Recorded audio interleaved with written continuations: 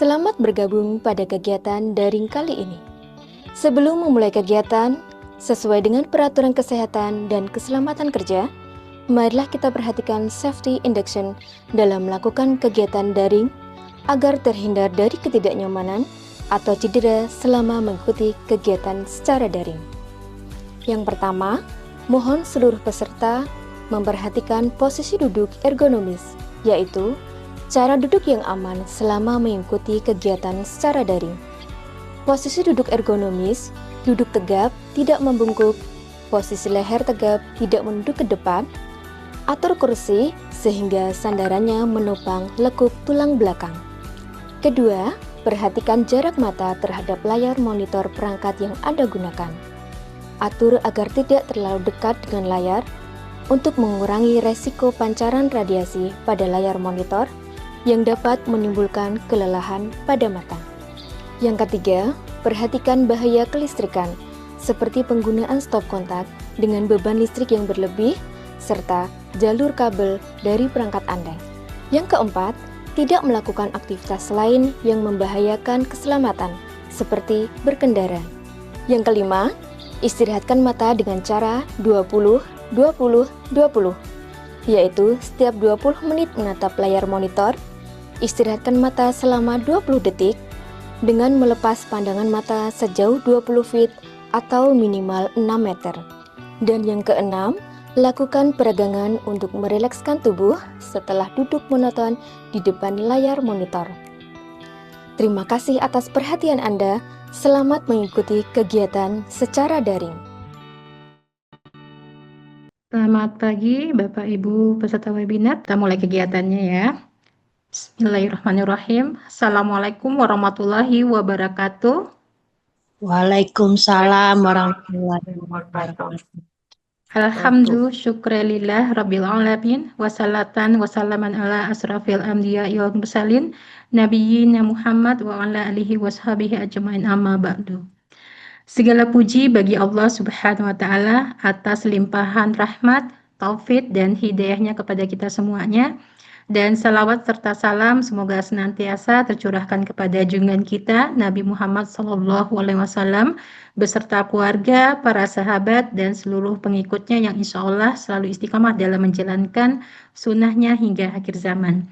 Yang kami hormati Bapak Dr. Win Khairul Takwin, spesialis bedah selaku Kepala Instalasi Diklat RSWN, para narasumber hebat kita, serta seluruh rekan sejawat tenaga kesehatan, apoteker, bidan, dan mahasiswa yang berbahagia.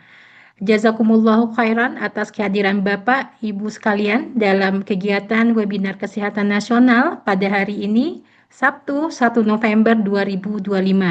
Insya Allah kegiatan ini akan menjadi wasilah ilmu yang penuh keberkahan dan mari sejenak kita tundukkan hati memohon kepada Allah Ta'ala agar ilmu yang kita pelajari pada hari ini menjadi ilmu yang bermanfaat, membawa keberkahan dan mengantarkan kita kepada ridhonya.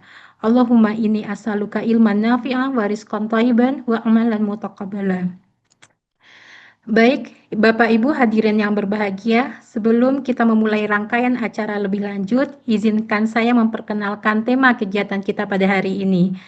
Kolaborasi interprofesi dalam edukasi kontrasepsi darurat dalam aspek praktek aman dan bertanggung jawab.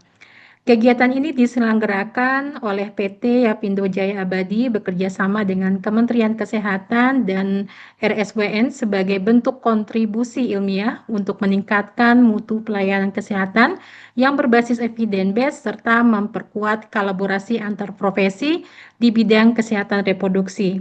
Sebelum acara ini dimulai, izinkan saya menyampaikan beberapa hal yang sangat penting bagi peserta agar kegiatan berjalan tertib dan lancar. Peserta wajib memiliki akun LMS untuk keperluan absensi dan evaluasi dan diharapkan masuk ke ruangan Zoom 15 menit sebelum acara dimulai. Selama kegiatan, kamera diharapkan tetap menyala. Mohon tidak mengaktifkan mikrofon kecuali saat dipersilakan oleh moderator atau narasumber. Disarankan memakai virtual background yang telah disediakan panitia.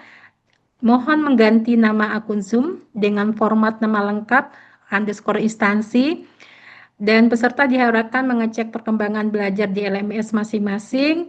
Dan untuk pertanyaan terkait dengan pelataran sehat atau kendala LMS, silakan menghubungi admin LMS di grup peserta. Baik hadirin yang dirahmati Allah, agar kegiatan kita berjalan sesuai dengan alur, berikut susunan acara pada pagi hari ini. Pertama, pembukaan. Kedua, menyanyikan lagu Indonesia Raya. Ketiga, doa. 4, sambutan dan pembukaan resmi oleh Kepala Instalasi Diklat RSWN. 5, foto bersama. 6, sesi pemaparan materi dan diskusi interaktif. 7, penutupan. Hadirin yang kami hormati, marilah kita duduk dengan tegap, pandangan lurus ke depan dan penuh semangat kebangsaan untuk menyanyikan lagu Indonesia Raya.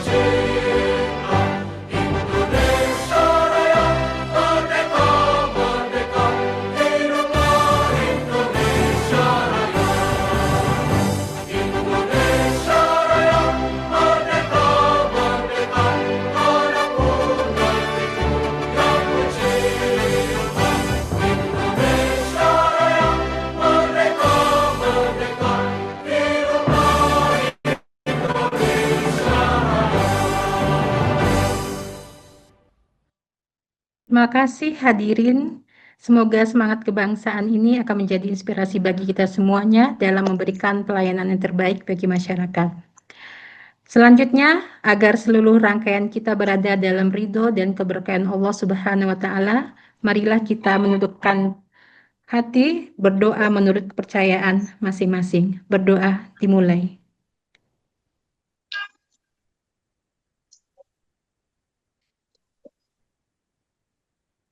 Amin, amin ya rabbal alamin. Semoga setiap langkah kita pada hari ini bernilai ibadah dan menjadi amal jariah di sisi Allah Ta'ala. Baik, hadirin yang berbahagia, kita akan memasuki acara berikutnya, yaitu sambutan sekaligus pembukaan resmi oleh Bapak Dr. Wim Khairul Takwin, spesialis bedah selaku Kepala Instalasi Diklat RSWN. Kepada Bapak, kami persilahkan. Oke, bismillahirrahmanirrahim. Assalamualaikum warahmatullahi wabarakatuh. Alhamdulillah, salatu wassalamu ala rasulillah.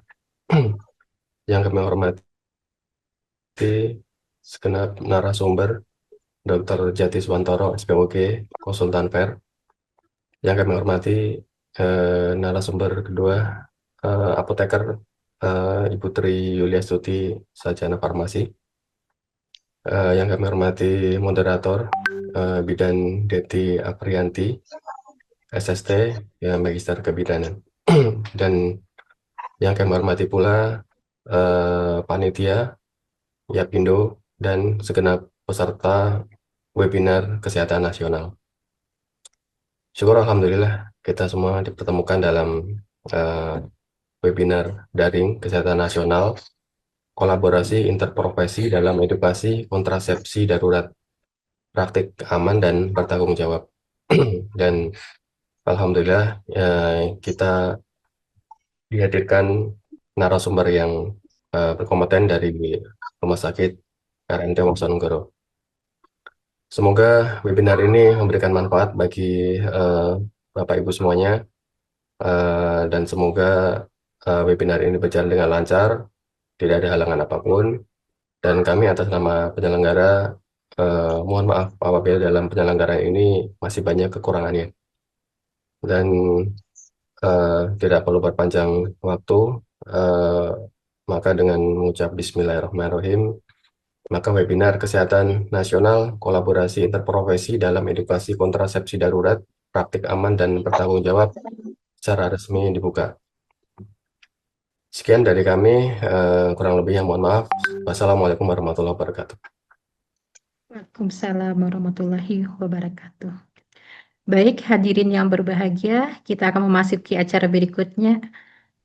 Maaf, jazakumullahu khairan.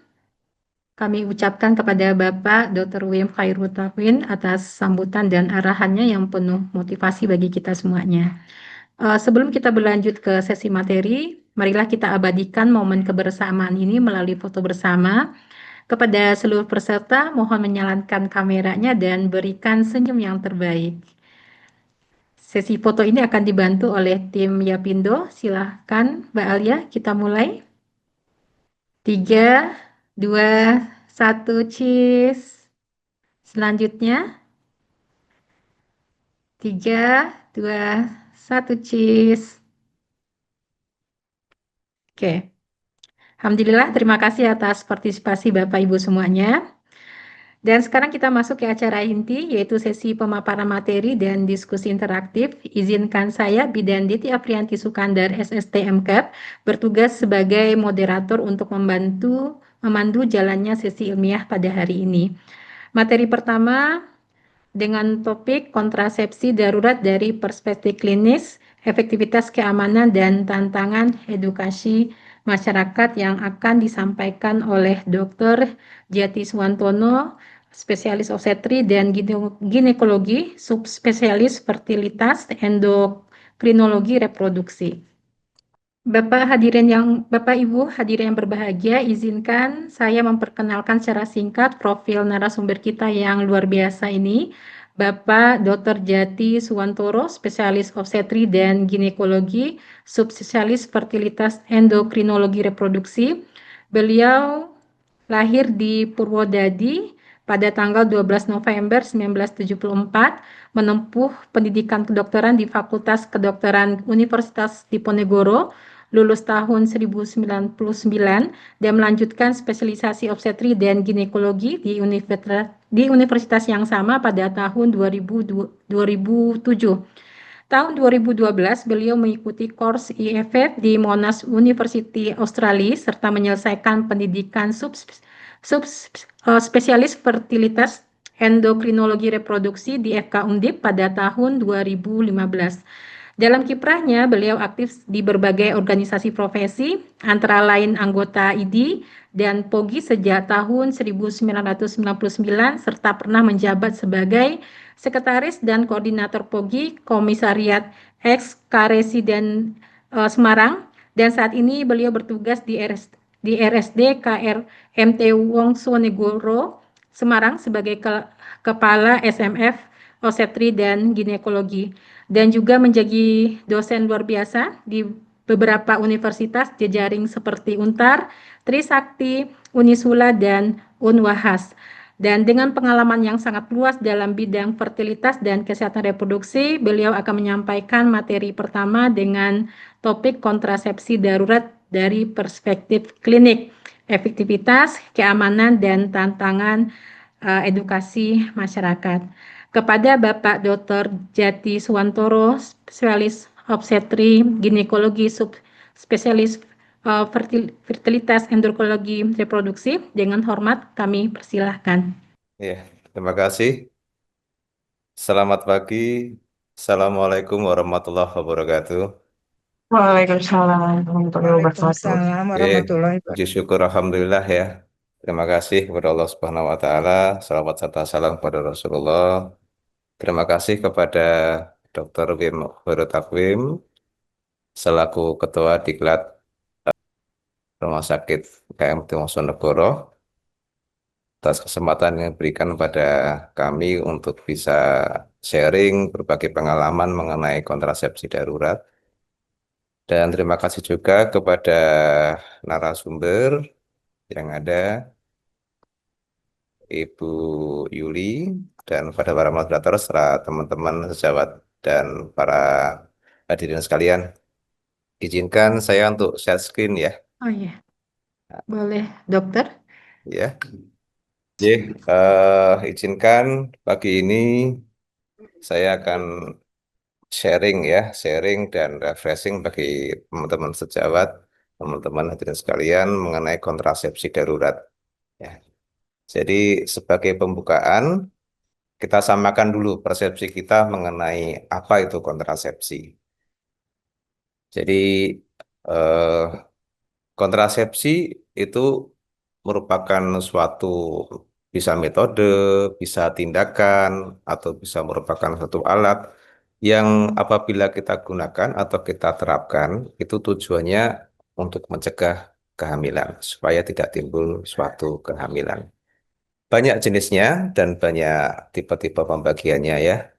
Bisa secara alamiah, jadi kita tidak memberikan suatu intervensi baik obat atau alat tertentu dan menggunakan metode seperti pantang berkala, pengaturan siklus kesuburan dan apa eh, dan non alamiah atau buatan ya. Kita bisa menggunakan obat-obatan baik yang diminum, disuntikkan, ditempelkan atau dioleskan. Ada juga pembagian yang lainnya yaitu sederhana atau permanen atau mantap. Sederhana itu ya misalnya pakai kondom, pakai barrier-barrier yang lain, dan kalau permanen atau mantap misalnya seperti kontrasepsi dengan MOW atau MOP gitu ya. Kemudian se- sesuai dengan isinya bisa yang berupa hormonal atau non hormonal. Kalau hormonal tentunya isinya bisa ada dua, yaitu progesteron atau estrogen dan progesteron. Kalau non hormonal bisa ada seperti IUD yang tanpa hormon atau menggunakan model-model yang sederhana. Menurut lamanya dan lama efektivitasnya juga ada yang jangka pendek, jangka menengah, ataupun jangka panjang ya. Nah, di mana kedudukan kontrasepsi darurat? Nah, kontrasepsi darurat ini eh, termasuk dalam yang non alamiah, jangka pendek dan sederhana. Jadi cukup simpel penggunaannya. Gitu. Nah, kalau misalnya ada pasangan suami istri yang datang ke klinik kita ya, ini kok jalan terus, datang ke klinik kita gitu ya. eh Maaf, datang ke klinik kita. Kemudian beliau atau pasien itu mohon pertimbangan kepada kita. Dokter atau Bu Bidan, tolong saya dipilihkan metode KB apa yang paling sesuai dengan saya dan keluarga saya, gitu ya. Stop. Nah, tentunya, maaf ini banyak virusnya ini. Nah, tentunya ada beberapa hal yang perlu kita pertimbangkan. Yang pertama adalah tujuan dulu. Apakah tujuan kontrasepsi itu kita berikan kepada pasangan? Yang pertama adalah menunda kehamilan. Jadi misalnya pada pasien-pasien yang umurnya muda, yang belum menginginkan anak, gitu ya, baru saja menikah karena sekolah atau ada urusan tertentu belum hamil, maka itu dikategorikan menunda. Yang kedua adalah menjarangkan kehamilan. Misalnya kita ingin, ini kok, maaf, kita ingin menjarangkan kehamilan. Misalnya kita ingin mengatur apakah jarak antara anak yang pertama dan jarak antara anak yang kedua itu 1 tahun atau 2 tahun atau 3 tahun itu termasuk menjarangkan. Atau apabila pasien-pasien itu umur yang ekstrim sudah cukup anak dan tidak menginginkan fungsi reproduksi, maka ya kita bisa menghilangkan fungsi reproduksi, misalnya dengan menggunakan metode kontrasepsi yang mantap, gitu ya. Nah, yang kedua, setelah kita tentukan tujuan penggunaan kontrasepsi, maka kita melihat efektivitas dan reversibilitas dari alat kontrasepsi yang kita berikan. Nah, efektivitasnya bagaimana? Maksudnya adalah apabila kita memberikan atau menggunakan alat kontrasepsi itu, sejauh mana dia bisa menunda atau menunda atau menjarangkan atau menghilangkan fungsi reproduksi. Jadi dia lebih efektif. Dan ini berimbas pada Pearl Index. Pearl Index itu maksudnya adalah apabila pasien ini menggunakan ada 100 pasien menggunakan alat kontrasepsi tertentu selama 1 tahun, berapa persen dia hamil. Jadi semakin dia efektif, maka Pearl Index-nya ini akan semakin turun, gitu ya. Berikutnya adalah reversibilitas penggunaan alat kontrasepsi. Jadi maksudnya adalah apabila kita menghentikan alat kontrasepsi ini, maka dia akan cepat sekali kembali ke kesuburannya. Itu yang dimasukkan ya reversibilitas. Pak Dokter mau dibantu untuk share screen-nya? Oh, nggak usah, ini sudah saya perbaiki soalnya. Baik, Nggak apa-apa. baik Dokter. Nah, ini dasar kalau kita menggunakan metode kontrasepsi, terutama yang hormonal, kita kembali lagi kepada eh, bagaimanakah fisiologi dari haid kita, ya, fisiologi dari siklus haid. Jadi kalau kita membicarakan mengenai siklus menstruasi, tentu ada beberapa organ yang berperan di situ, ya. Jadi kita bisa melihat adanya suatu kerjasama yang baik antara uterus yang merupakan end organ target, kemudian ovarium yang mengeluarkan hormon steroid, kemudian hipofisis dan hipotalamus yang mengeluarkan beberapa hormon-hormon releasing hormon, serta hormon-hormon yang mengatur atau mendominan eh, terhadap stimulasi dari estrogen dan progesteron yang dihasilkan oleh ovarium, gitu ya. Jadi siklus haid itu, mohon pertama dibantu deh, nanti itu dulu, mohon maaf ya, Baik Dokter, saya dan coba dengan Dokter. siklus. Nanti akan saya tambahi beberapa kompartemen. Mohon maaf. Jadi eh, suatu kerjasama yang bagus antara estrogen, progesteron dari ovarium ini, mohon maaf sekali, yang akan mempengaruhi kerja daripada endometrium. Jadi di fase-fase awal, fase-fase yang ada di uterus itu ada 3, yaitu fase menstruasi, proliferasi, dan fase sekresi. Sementara di ovarium itu adalah ada fase folikuler, kemudian fase ovulasi, dan fase luteal. Nah, pada fase folikuler, ovarium akan menghasilkan estrogen yang dominan. Dan estrogen ini akan berdampak pada proliferasi endometrium. Jadi endometriumnya itu akan menebal. Kemudian setelah fase ovulasi, yang berujung pada fase luteal, akan terbentuk suatu korpus luteum. Nah, korpus luteum ini yang menghasilkan progesteron. Apa efeknya progesteron pada endometrium? Dia akan membuat endometrium yang tebal itu menjadi lebih empuk, pembuluh-pembuluh darahnya, kapiler-kapilernya menjadi lebih banyak. Akibatnya, dia memiliki eh, reaksi untuk menerima hasil konsepsi itu menjadi lebih bagus. Jadi ibaratkan sawah, dia memiliki ladang yang lebih bagus. Nah, kalau seandainya dia tidak ada pembuahan, maka korpus luteum itu tidak bisa menjadi grafit, tapi dia menjadi korpus luteum yang terdegradasi. Sehingga progesteron akan turun. Nah, pada saat progesteron akan turun ini, dan dia menjadi betul-betul turun, maka akan membuat regurgitasi atau desquamasi daripada endometrium. Inilah yang disebut dengan haid. Nah, estrogen dan progesteron yang diproduksi oleh ovarium ini dipengaruhi juga di awal-awal siklus oleh produk-produk dari hipofisis, ya, yaitu FSH dan LH. Jadi kalau seorang pasien itu mengalami suatu siklus haid, sebenarnya ada 4 kompartemen yang bekerja.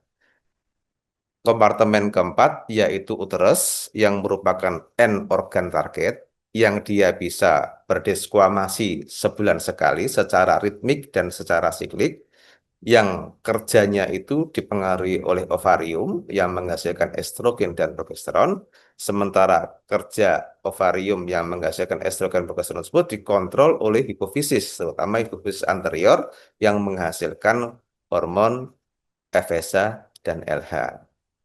Dan FSH LH produksi itu yang diproduksi oleh hipofisis dipengaruhi oleh releasing hormon yang diproduksi oleh hipotalamus. Nah, jadi GnRH itu akan memproduksi releasing hormon yang mempengaruhi kerja dari FSH dan LH. Sementara GnRH atau hipotalamus itu juga dipengaruhi oleh rangsang-rangsang dari luar, misalnya rangsang-rangsang fisik berupa sakit, lelah, atau rangsang-rangsang psikis. Jadi kalau misalnya ada pasien yang datang ke kita dengan keluhan nggak haid karena mungkin dia ada stres, karena dia ada kerjaan yang berat, atau ada gangguan-gangguan tertentu, sehingga mensnya menjadi tidak haid atau bahkan mungkin irreguler, maka ini bisa terjadi. Inilah yang menjelaskan mengapa haid yang teratur itu mencerminkan kesuburan. Jadi kalau misalnya ada seorang wanita yang haidnya teratur setiap bulan sekali, maka sudah bisa dipastikan 90% ke atas kerjasama antara uterus, ovarium, hipofisis, hipotalamus itu bagus. Dan dari segi kesuburan sendiri, sebagian besar siklusnya itu merupakan siklus yang ovulatoar. Dalam hal ini, dia ada oocyte yang keluar yang siap untuk dibuai. Jadi gampangnya, kalau ada wanita yang siklus haidnya itu normal, maka kemungkinan hamilnya adalah positif. Jadi dia memiliki kemungkinan hamil yang cukup besar karena dimungkinkan ada oocyte yang keluar yang siap untuk dibuai. Nah, sekarang kita kita fokus ke kontrasepsi darurat ya, ke kontrasepsi darurat. Jadi per definisi kontrasepsi yang diberikan setelah terjadinya senggama tanpa pelindungan alat kontrasepsi apapun. Ya, itu adalah kontrasepsi darurat. Jadi kalau misalnya tanpa menggunakan kontrasepsi, kemudian berhubungan, dia lupa, nah, ini juga bisa diberikan kontrasepsi darurat. Keberhasilannya sangat ditentukan oleh selang waktu antara senggama dengan pemberian kontrasepsi. Jadi semakin berselang waktunya, jadi misalnya berhubungannya sekarang, kemudian beberapa jam diberikan dengan waktu yang lebih lama lagi, maka keberhasilannya akan lebih tinggi kalau lebih cepat diberikan. Efektivitasnya kurang lebih 90%. Ya, ini secara global alatnya. Tetapi dengan melihat berbagai macam metode penggunaan, dengan berbagai macam metode atau jenis obatnya, memiliki efektivitas yang berbeda-beda.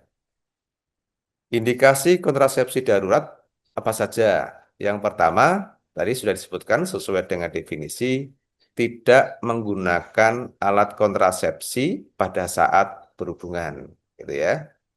Kemudian apabila dia menggunakan kondom, kondomnya ada accident misalnya bocor atau terlepas. Nah, itu juga bisa di kombinasi dengan kontrasepsi darurat.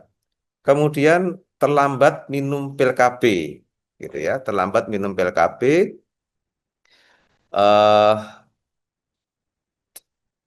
paling tidak mungkin selama 2 atau 3 hari, gitu ya. Kemudian salah dalam menghitung masa subur. Nah, ini juga bisa karena mungkin haidnya itu terlambat berapa hari atau mungkin maju berapa hari. Ya, jadi ada atau mungkin lupa dalam menghitung masa subur. Kemudian kegagalan hubungan senggama terputus atau ejakulasi di luar. Jadi mungkin tidak tahan, ternyata ejakulasinya masih ada di dalam gitu. Yang berikutnya adalah kasus-kasus perkosaan yang memang kehamilannya ini tidak diharapkan gitu. Nah, jenis-jenis kontrasepsi darurat ada beberapa macam. Yang pertama adalah IUD. Ya, IUD juga bisa digunakan sebagai kontrasepsi darurat. Misalnya TCU 380 angstrom atau apa? Maaf dokter, mau saya bantu dokter Ini slide-nya? ada beberapa yang saya tambahi soalnya ya. Nah, Nah, Levate, kemudian apa? eh, kemudian berikutnya adalah IUD levonorgestrel. Jadi ada IUD-nya, tapi dia mengandung hormonal juga. Berikutnya adalah pil levonorgestrel. Ya, jadi murni yang isinya progestin, yaitu levonorgestrel. Aduh, ini. Kemudian berikutnya adalah olipistol asetat. Ini merupakan selektif progesteron reseptor modulator. Salah satu jenis daripada progestin yang dia bisa memodulasi dari reseptor progesteron di ovarium. Berikutnya adalah pil kombinasi. Isinya dia mikroginon, ya contohnya mikroginon atau nordet, eoginon dan sebagainya ya. Ataupun estrogen, ya misalnya Lenoral atau Proginova ini juga bisa. Mekanisme kerjanya bagaimana? Ya, kalau KB progesteron mekanisme kerjanya adalah yang pertama utamanya adalah mencegah ovulasi. Kemudian dia bisa mengentalkan lendir serviks dan mempengaruhi kerja dan serta efektivitas daripada tuba Falopi serta menurunkan reversibilitas daripada endometrium. Itu adalah mekanisme kerjanya. Nah, ini adalah mekanisme kerja dari berbagai macam tadi. Kalau levonorgestrel itu dia bekerjanya menghambat, utamanya adalah menghambat LH, peningkatan daripada LH. Kemudian kalau olipista asetat sampai bisa mencegah ovulasi. Dan kemudian kalau IUD itu bisa sampai menurunkan daripada kemungkinan implantasi. Gitu ya. Nah, efek samping apa yang perlu kita waspadai? Mual muntah, ya, mual muntah, kemudian perdarahan atau spotting, sakit kepala, kelelahan, nyeri payudara, atau mungkin perubahan-perubahan menstruasi. Itu harus kita waspadai. Gitu. Nah, ini saya ambil dari European Journal tentang bagaimanakah yang paling efektif dalam menggunakan kontrasepsi emergency. Ternyata IUD yang Coperty ini memiliki efektivitas yang paling efektif untuk emergency kontrasepsi. Dan efek sampingnya juga rendah. Dan ini hampir sama dengan IUD yang LNG. Ya. Jadi ternyata IUD justru malah disarankan. Keterbatasannya bagaimana? Kalau pil kombinasi atau levonorgestrel ini hanya efektif jika digunakan dalam 72 jam pasca sanggama. Kalau yang olipistol asetat itu 120 jam pasca sanggama. Dan KB hormonal sering menimbulkan efek samping, terutama efek samping yang berhubungan dengan gastrointestinal. Dan efektivitas akan semakin menurun bila jarak waktu sanggama ini lebih lebar ya dibandingkan atau jika diukur dari waktu penggunaan alat kontrasepsi gitu. Keterbatasan yang lain adalah tidak mencegah penyakit menular seksual. Ini berbeda dengan metode kontrasepsi sederhana yang lain, yang barier, kondom gitu ya misalnya. Kemudian tidak disarankan sebagai metode kontrasepsi yang rutin ya. Jadi tidak boleh beberapa kali, beberapa bulan itu memang menggunakan kontrasepsi ini ya.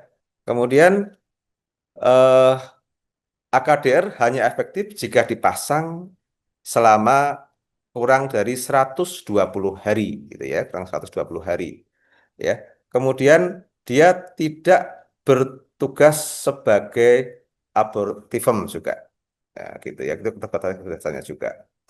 Kemudian pemantauan pasca penggunaan kontrasepsi darurat bagaimana? Ya, pemantauan efek samping dan pemantauan keterlambatan haid.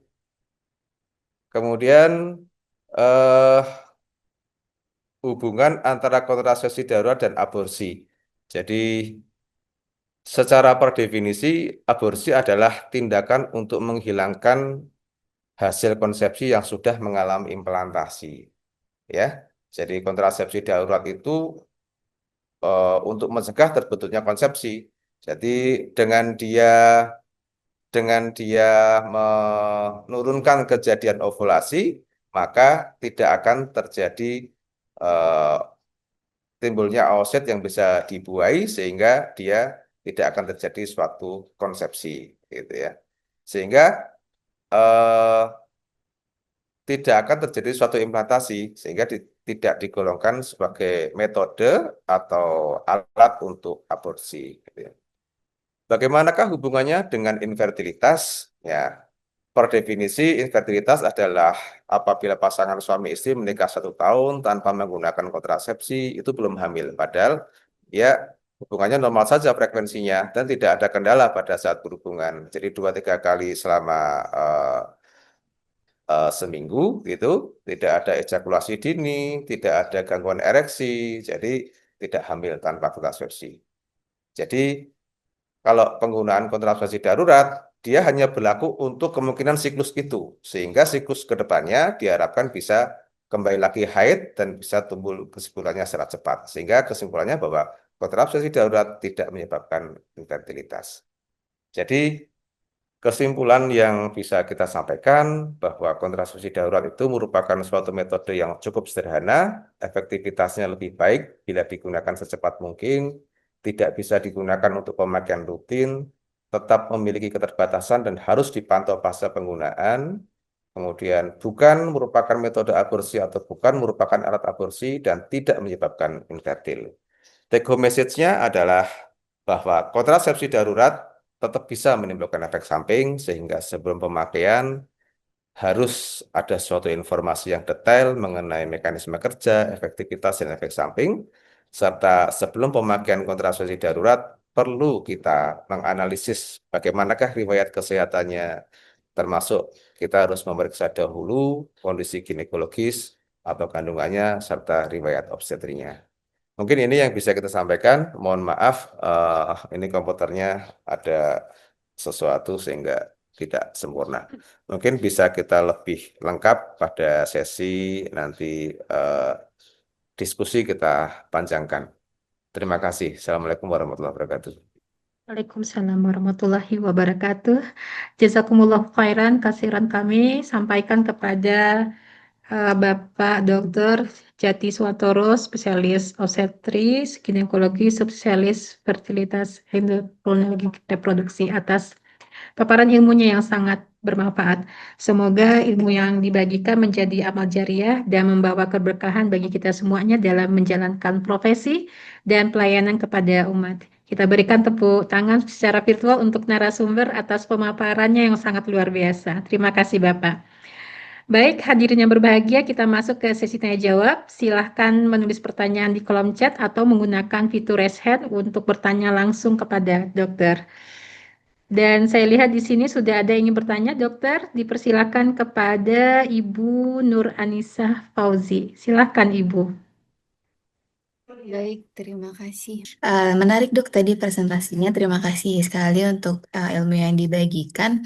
Jika dilihat dari definisi yang tadi dijelaskan, berarti untuk KBPP sendiri atau KB pasca salin itu termasuk di dalamnya yang tanpa apa namanya kayak alat atau obat ya dok ya, karena tadi kan KB apapun yang dia bisa alami atau misalkan tadi menggunakan kalender dan lain sebagainya, menghitung masa subur. Lalu pertanyaan kedua, itu kan tadi tidak boleh untuk terus-menerus misalkan setiap bulan menggunakan kontrasepsi darurat itu ya. Nah itu untuk efek sampingnya itu seperti apa ya dok untuk mungkin jangka pendek dan jangka panjang. Sekian, terima kasih. Nggih. Saya jawab pertanyaan yang kedua dulu ya. Jadi memang tidak disarankan untuk penggunaan jangka panjang. Artinya bahwa ini adalah suatu metode yang insidental. Jadi misalnya eh, hanya pada siklus itu, gitu. Misalnya karena dia memang lupa tidak menggunakan alat KB atau alat KB yang lain itu bocor dan sebagainya sesuai dengan indikasinya. Kenapa demikian? Ya karena memang kontrasepsi ini sifatnya adalah darurat, tidak ditujukan untuk yang menetap. Jadi misalnya, saya nggak mau pakai KB Berikutnya kalau saya berhubungan, saya hanya memakai eh, KB yang darurat saja. Nah, itu tidak disarankan karena memang dosis yang dikandung dalam obat-obat kontrasepsi darurat ini, terutama yang pil, ya, yang pil itu dosisnya cukup tinggi. Akan berbeda apabila dibandingkan dengan pil yang diminum setiap hari. Karena dosisnya cukup tinggi, maka efek samping dalam siklus itu juga akan lebih tinggi. Jadi efek samping mual, muntah, sakit kepala, kelelahan juga akan lebih tinggi apabila dibanding dengan eh, pil kontrasepsi yang diminum dengan dosis yang lebih rendah. Demikian juga terhadap potensi gangguan siklus menstruasinya. Kalau misalnya berhubungan bulan ini, bulan depan pakai lagi, bulan depannya pakai lagi, atau mungkin dalam satu siklus bisa minum beberapa obat, ya tentunya akan menimbulkan efek samping yang lebih tinggi. Nah, mungkin demikian jawabannya. Untuk yang pertama, mohon diulangi lagi pertanyaannya. Iya dok, terima kasih untuk jawaban yang kedua. Untuk yang pertama terkait dengan KB pasca salin dok. Pasca salin ya, Iya, bukan emergensi ya. iya Iya. bukan. Izin gak apa-apa ya dok. Nggak apa-apa, monggo silakan. Iya, kalau misalkan tadi dijelaskan kan terkait dengan definisi KB dan lain sebagainya, berarti untuk yang uh, KB pasca salin ini itu bisa masuk definisi operasional walaupun dia tidak menggunakan alat atau obat kontrasepsi. Misalkan dia pakai ke, misalkan menyusui gitu ya dok ya, Ya, ASI eksklusif sehingga itu kan juga bisa untuk menjadi KB alami. Nah, itu apa ketika misalkan ada yang menerapkan itu masih bisa disebut sebagai peserta KB pasca salin atau seperti apa ya, Dok? Terima kasih. ya, ya. Jadi pertama era sekarang ini ya, era sekarang ini kita tidak bisa memaksa seorang pasien untuk memakai alat kontrasepsi, yaitu eh, privilege atau hak dari pasien-pasien yang datang ke kita. Kita hanya bisa mengedukasi, artinya memberikan gambaran kelebihan, memberikan gambaran kekurangan, kemudian kita berikan hak kepada pasien untuk memilih. Nah, sehubungan dengan metode pasca salin tadi, tetap kita kembali untuk memilihkan tadi berdasarkan tujuannya, ibu anaknya sudah cukup apa tidak, ibu mau menjarakan apa tidak. Kemudian kita lihat kalau dia berarti kan ada dua karena pasca salin dia sudah berhasil hamil, menjarangkan dan menghilangkan fungsi reproduksi. Kalau dia termasuk menjarangkan fungsi reproduksi, pilihlah yang efektivitasnya tinggi dan reversibilitasnya tinggi atau sedang. Tetapi kalau kita ingin menghilangkan fungsi reproduksi, pilihlah yang efektivitasnya tinggi tetapi reversibilitasnya rendah. Itu cara pertimbangannya. Nah, kalau lem bagaimana? Laktasi aminure method namanya juga metode KB, dia juga termasuk metode KB, tetapi dia yang sederhana atau alamiah.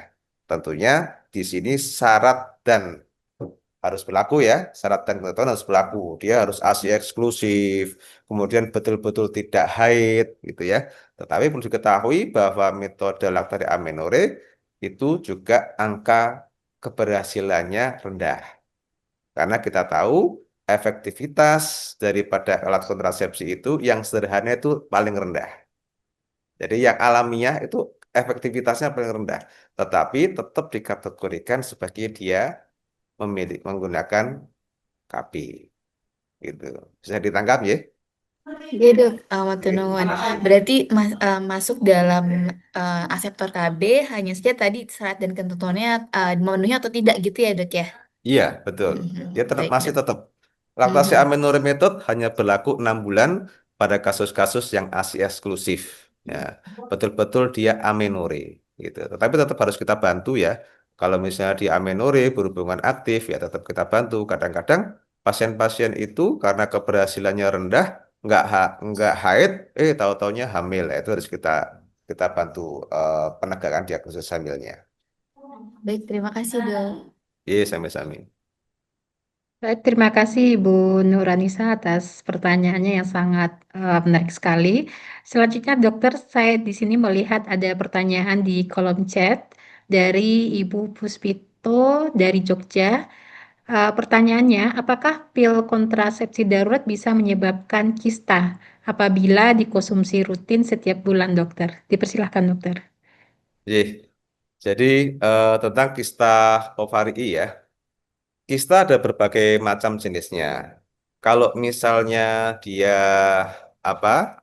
Kista yang berhubungan dengan kista endometriosis atau kista coklat, justru yang mengandung progesteron itu bisa berpengaruh baik terhadap kista coklat.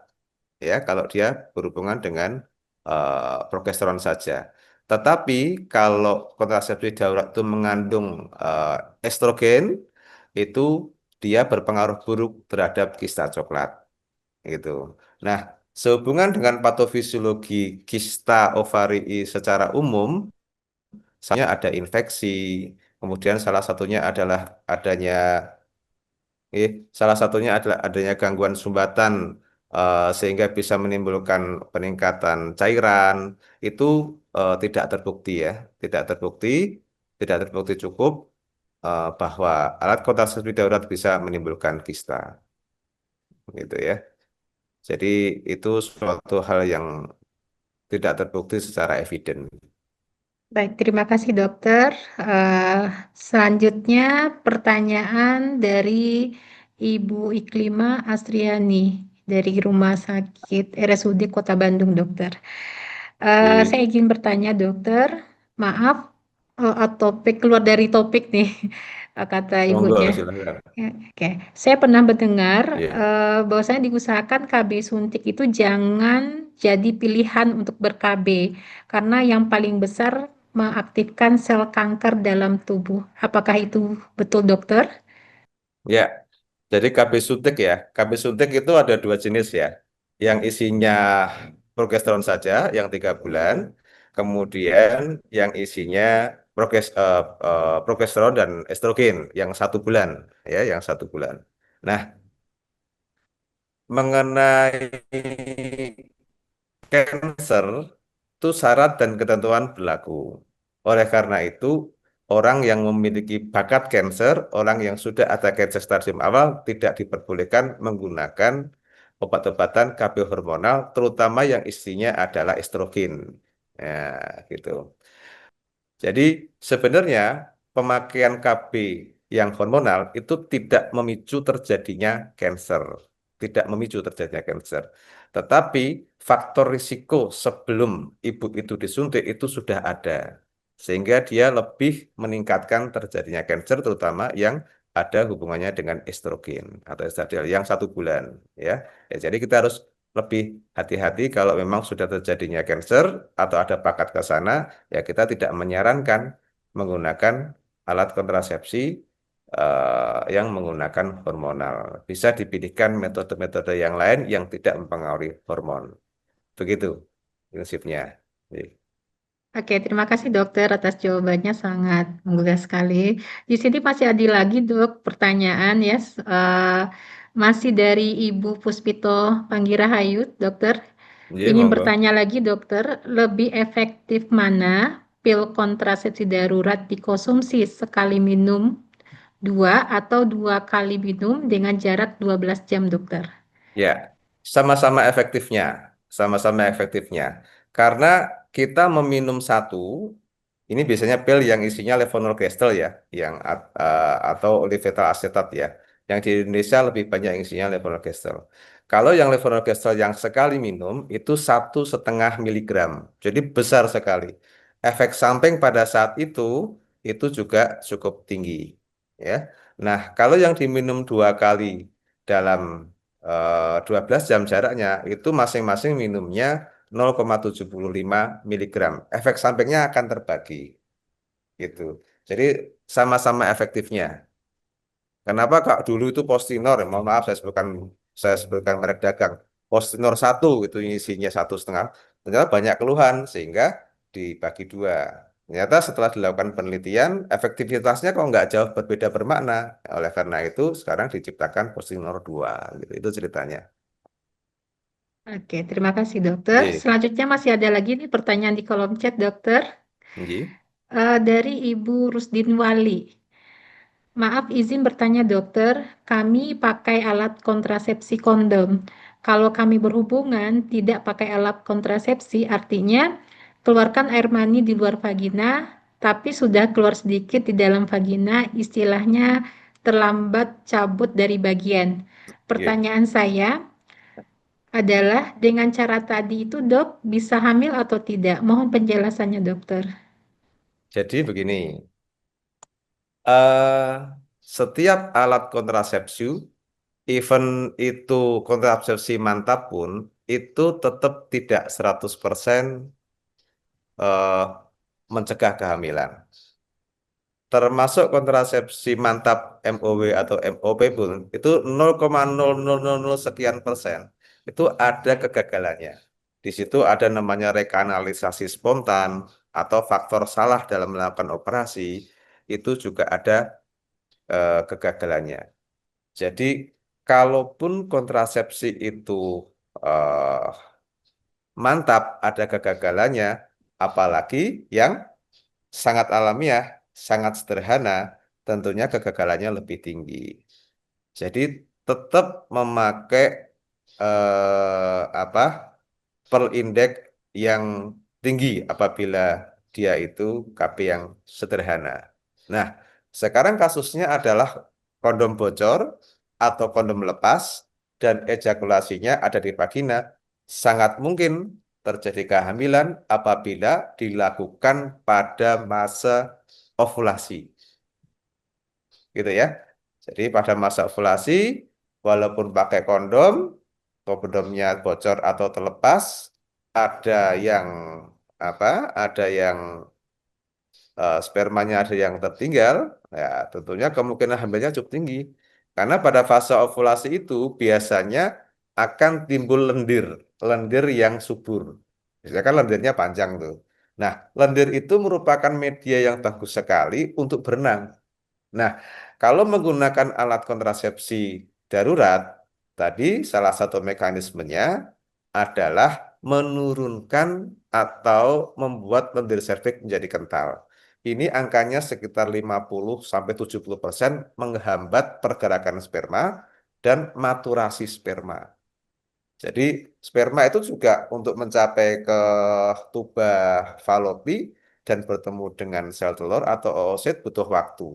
Dan di situ dia juga akan berproses maturasi selama beberapa menit atau beberapa jam atau beberapa hari. Di situ dia akan mengalami maturasi. Dengan adanya lendir serviks yang eh, kental, maka maturasi dan pergerakannya akan terhambat sehingga dia bisa. Tapi tidak 100%. Karena memang ya Allah itu menciptakan sperma itu ya ada yang bandel, ada yang cepat, ada yang lambat, ada yang letoy dan sebagainya. Jadi tetap memungkinkan hamil walaupun kehamilannya itu mungkin tidak tinggi apabila kita menggunakan kombinasi antara kondom dan kontrasepsi darurat. Tapi tetap ada potensi hamil. Ya, demikian. Oke, terima kasih dokter atas jawabannya. Selanjutnya masih ada lagi dokter dari Ibu Gevi. Dokter izin bertanya, jika pasien sudah pengobatan atau operasi kista, kemudian ingin ber-KB hormonal, apakah boleh, gih dokter? Boleh, ya, boleh. Jangankan setelah operasi, sebelum pada saat jadi begini, ada jenis-jenis kista tertentu, contohnya kista coklat yang kita berikan progesteron untuk menekan rekurensi atau kekambuhan atau progresivitas daripada kista. Nah, dan ini bisa memiliki tujuan efek samping yang lainnya tidak hamil. Jadi boleh menggunakan KB hormonal, terutama yang progesteron, apabila dia sudah pernah operasi kista, terutama yang kista coklat. Itu. Beberapa pasien kami sering memberikan suntik KB 3 bulan karena memang tidak mampu tidak mampu untuk menggunakan menggunakan obat-obat hormonal yang harganya relatif lebih mahal. Contohnya pasca operasi kista coklat harus ada terapi leprolit asetat yang harganya mungkin beberapa juta, tidak mampu. Ya sudah kita berikan KB progesteron saja. Selain untuk KB juga bisa untuk mencegah rekurensi daripada kista. Diperbolehkan ya, tapi harus dengan pemantauan yang tepat ya, dengan pemantauan yang tepat. Baik, terima kasih dokter. Iya, Alhamdulillah masih banyak nih pertanyaan dokter. iya enggak apa-apa, Eh, monggo. Dokter, adakah kontrasepsi darurat yang bisa dilakukan sendiri oleh pasangan usia subur tanpa harus ke dokter karena tidak sempat mungkin pil dan bagaimana caranya? Mengkonsumsi Kontrasepsi pil, darurat. ya. Jadi eh tergantung Ibu tadi. Jadi kalau oliprestal asetat itu kan harus dengan menggunakan resep dokter. Tapi kalau misalnya Postinor atau levonorgestrel bisa langsung diberikan. Kita kan memiliki waktu sekitar 72 jam. Jadi habis berhubungan, kok lupa ya, segera ke apotek. Semakin cepat, maka kita minum levonorgestrel, maka efektivitasnya akan semakin bagus. Nah, permasalahannya apabila dia ada di luar, di luar nggak ada akses ya. Kalau dia punya pil KB kontrasepsi, misalnya kombinasi misalnya mikroginon, ya kita gunakan pil KB kontrasepsi itu. Kita bisa minum tadi 2 sampai 4 tablet, kemudian 12 jam diulangi lagi 2 sampai 4 tablet bisa kita minum untuk mencegah atau kita gunakan sebagai kontrasepsi darurat. Mungkin itu. Oke, terima kasih dokter. Iya. Ini dari pertanyaan Ibu Gevi lagi dokter. Dokter izin bertanya lagi dok, apakah betul bahwa efek dari KB hormonal itu bisa mempengaruhi kepadatan tulang dok? Ya, jadi eh, KB yang sifatnya progesteron itu memang mendepresi estrogen.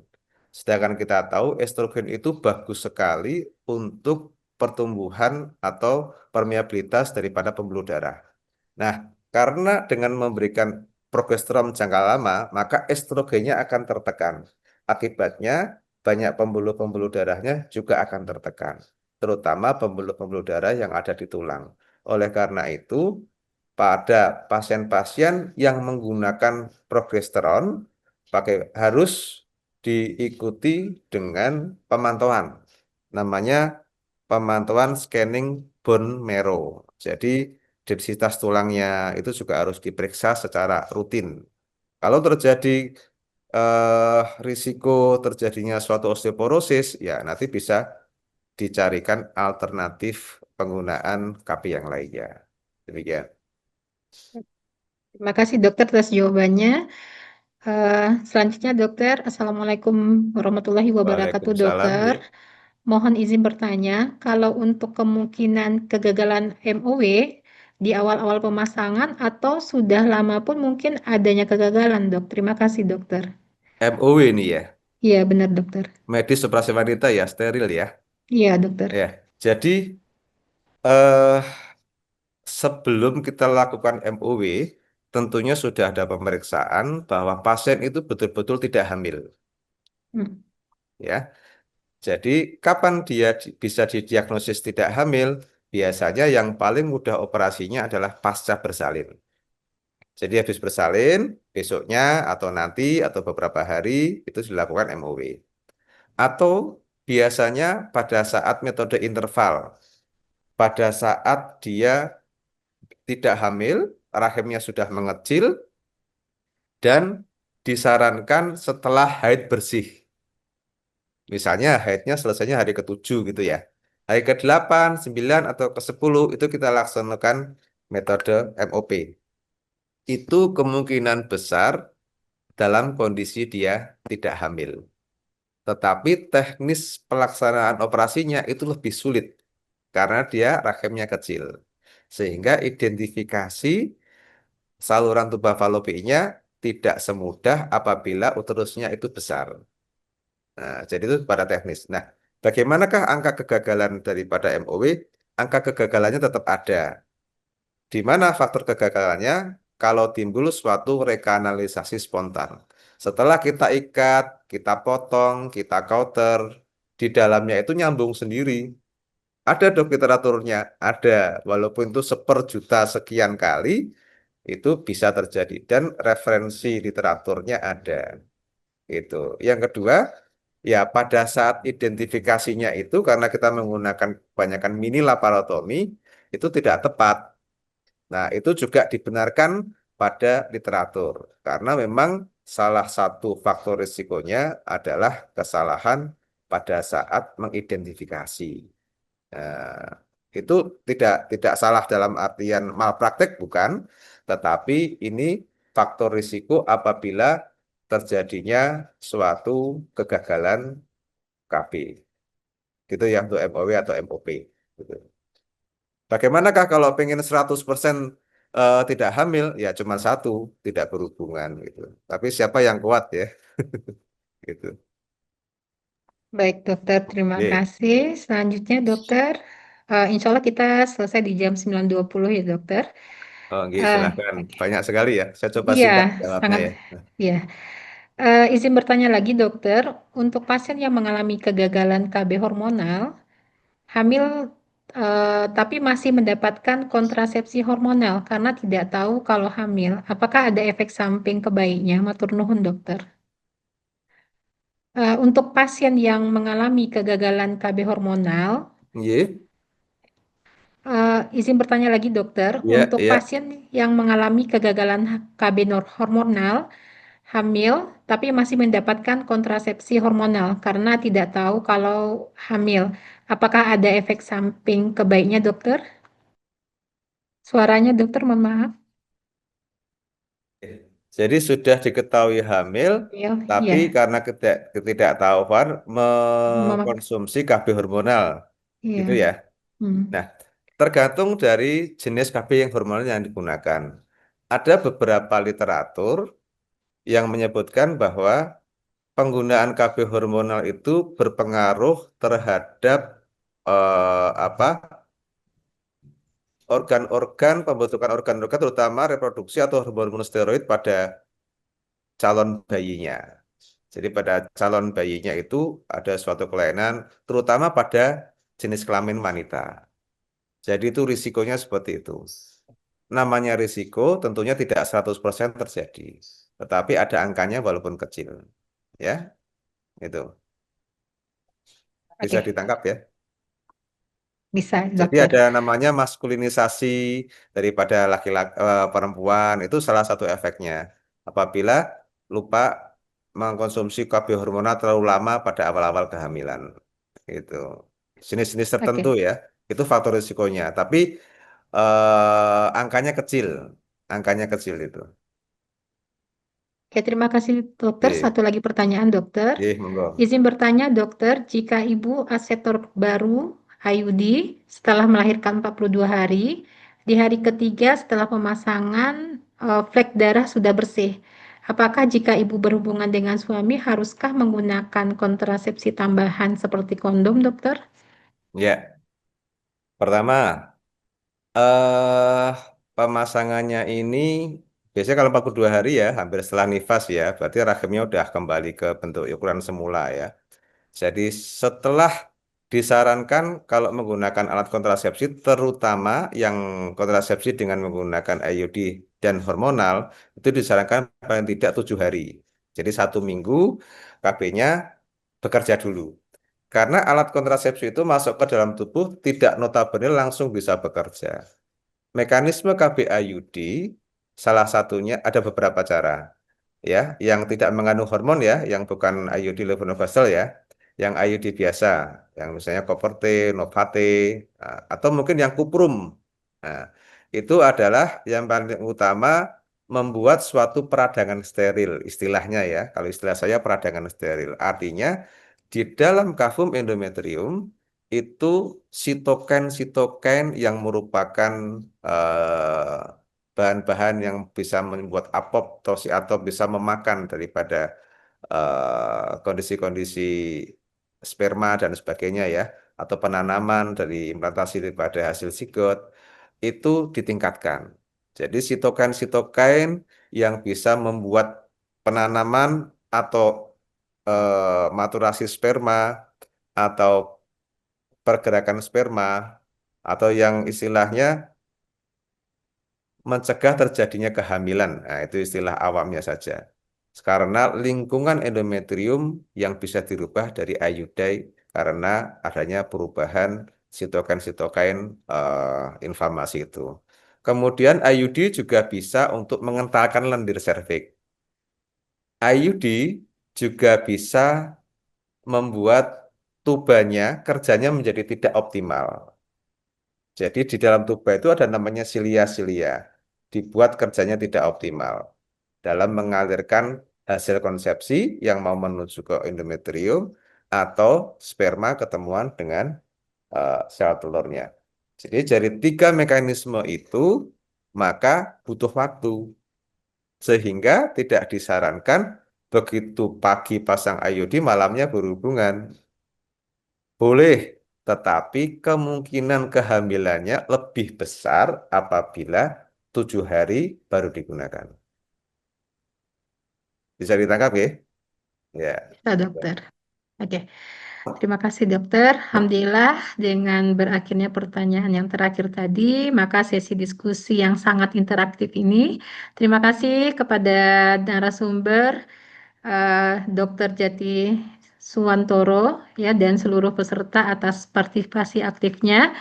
Jadi dari simpulan yang bisa saya paparkan, paparan yang disampaikan oleh Dr. Jati Suwantoro dapat kita pahami bersama bahwasanya kontrasepsi darurat merupakan langkah pencegahan kehamilan yang digunakan setelah hubungan seksual tanpa perlindungan. Efektivitasnya paling tinggi bila diberikan sesegera mungkin, ya, dan cara kerjanya adalah untuk mencegah ovulasi, mengenalkan lendir serviks dan menghambat implantasi. Dan dan perlu diingat di sini adalah efek samping yang muncul umumnya ringan dan bersifat sementara. Namun yang paling penting di sini adalah kontrasepsi darurat bukan aborsi serta tidak menyebabkan kemandulan. Sebagai penutup, kontrasepsi darurat adalah metode yang aman, efektif, dan dapat dipertanggungjawabkan secara medis asalkan diberikan dengan edukasi yang benar, waktu yang tepat, serta pendampingan tenaga kesehatan yang profesional. Demikian pemaparan dan diskusi menarik bersama Dr. Jati Suwantoro. Semoga menambah wawasan kita semuanya dalam edukasi kontrasepsi darurat yang aman dan bertanggung jawab. Kepada Bapak Dr. Jati yang memiliki keperluan lain dipersilakan untuk meninggalkan ruangan Zoom dengan hormat. Dan namun kalau ingin melanjutkan hingga akhir acara, kami ucapkan terima kasih atas kebersamaannya, dokter. Baik, hadirin, kita berikan tepuk tangan virtual sekali lagi untuk Dr. Jati Wantoro, dan kita beralih ke sisi berikutnya, yaitu materi kedua yang tidak kalah menariknya. Terima kasih, dokter, atas Ya, waktunya. terima kasih sama-sama. Mohon maaf banyak kekurangan. Ya. Ya. Bapak, Izin Ibu ya, hadirin ya. Izin semuanya, ya. Ya. baik, dokter. Selanjutnya kita akan beralih ke materi kedua yang akan disampaikan oleh Ibu Apoteker Tri Yuliastuti, Sarjana FARM, dengan topik peran apoteker dalam edukasi kontrasepsi darurat di apotek. Namun perlu saya sampaikan di sini untuk link absensinya nanti akan saya kirimkan melalui kolom chat di akhir webinar nanti. Baiklah, di sini Bapak, Ibu, hadirin yang berbahagia, izinkan saya membacakan profil singkat dari narasumber kita berikutnya. Beliau adalah Apoteker Tri Yuliastuti S.Farm, Sarjana Farmasi, lahir di Semarang pada tanggal 3 Juli 1987. Saat ini menjabat sebagai Kepala Instalasi Farmasi di RSD KRMT Wongsonegoro Semarang. Beliau merupakan lulusan sarjana farmasi dan profesi apoteker serta aktif berperan dalam berbagai kegiatan profesional di bidang farmasi, di antaranya sebagai anggota dan pengurus Hisparsi Jawa Tengah sejak tahun 2016 hingga 2014. Selain daripada itu, beliau juga mengikuti berbagai pelatihan, antara lain pelatihan tim pengendali kefarmasian, serta pelatihan pengadaan barang dan jasa tingkat dasar yang tentunya semakin memperkuat kompetensi beliau dalam manajemen pelayanan farmasi di rumah sakit. Dan dengan pengalaman dan dedikasi beliau di bidang farmasi rumah sakit, tentunya beliau akan berbagi wawasan yang sangat berharga terkait dengan peran apoteker dalam edukasi kontrasepsi darurat di apotek, kapan, bagaimana, dan apa yang perlu disampaikan. Kepada Ibu Apoteker Tri Yuliastuti, Sarjana Farm, kami persilakan untuk menyampaikan materinya dengan durasi waktu 45 menit dan nanti akan dilanjutkan dengan sesi tanya jawab. Kepada Ibu dipersilakan. Ya, terima kasih kepada Ibu Deti. Ya. Assalamualaikum warahmatullahi wabarakatuh. Selamat pagi Ibu Deti dan Bapak Ibu semuanya. Salam hormat kepada Dokter Jati yang mungkin sudah meninggalkan ruang Zoom. Perkenalkan, saya Trili Astuti, biasa dipanggil Yuli. Saat ini saya sebagai Kepala Instalasi Farmasi di Rumah Sakit Wongsonegoro Semarang. Izinkan berbagi pengetahuan atau sharing ya mengenai peran apoteker dalam hal ini mengenai edukasi kontrasepsi darurat yang bisa dilakukan di apotek ataupun di instalasi farmasi rumah sakit. Pagi ini kita akan membahas mengenai pendahuluan, kemudian kontrasepsi darurat, serta peran apoteker dalam rangka memberikan edukasi kontrasepsi darurat. Nah, sedikit saya akan membahas mengenai isu global ya yang mengawali penggunaan kontrasepsi bahwa saat ini isu berkaitan dengan kematian ibu itu masih sangat tinggi ya.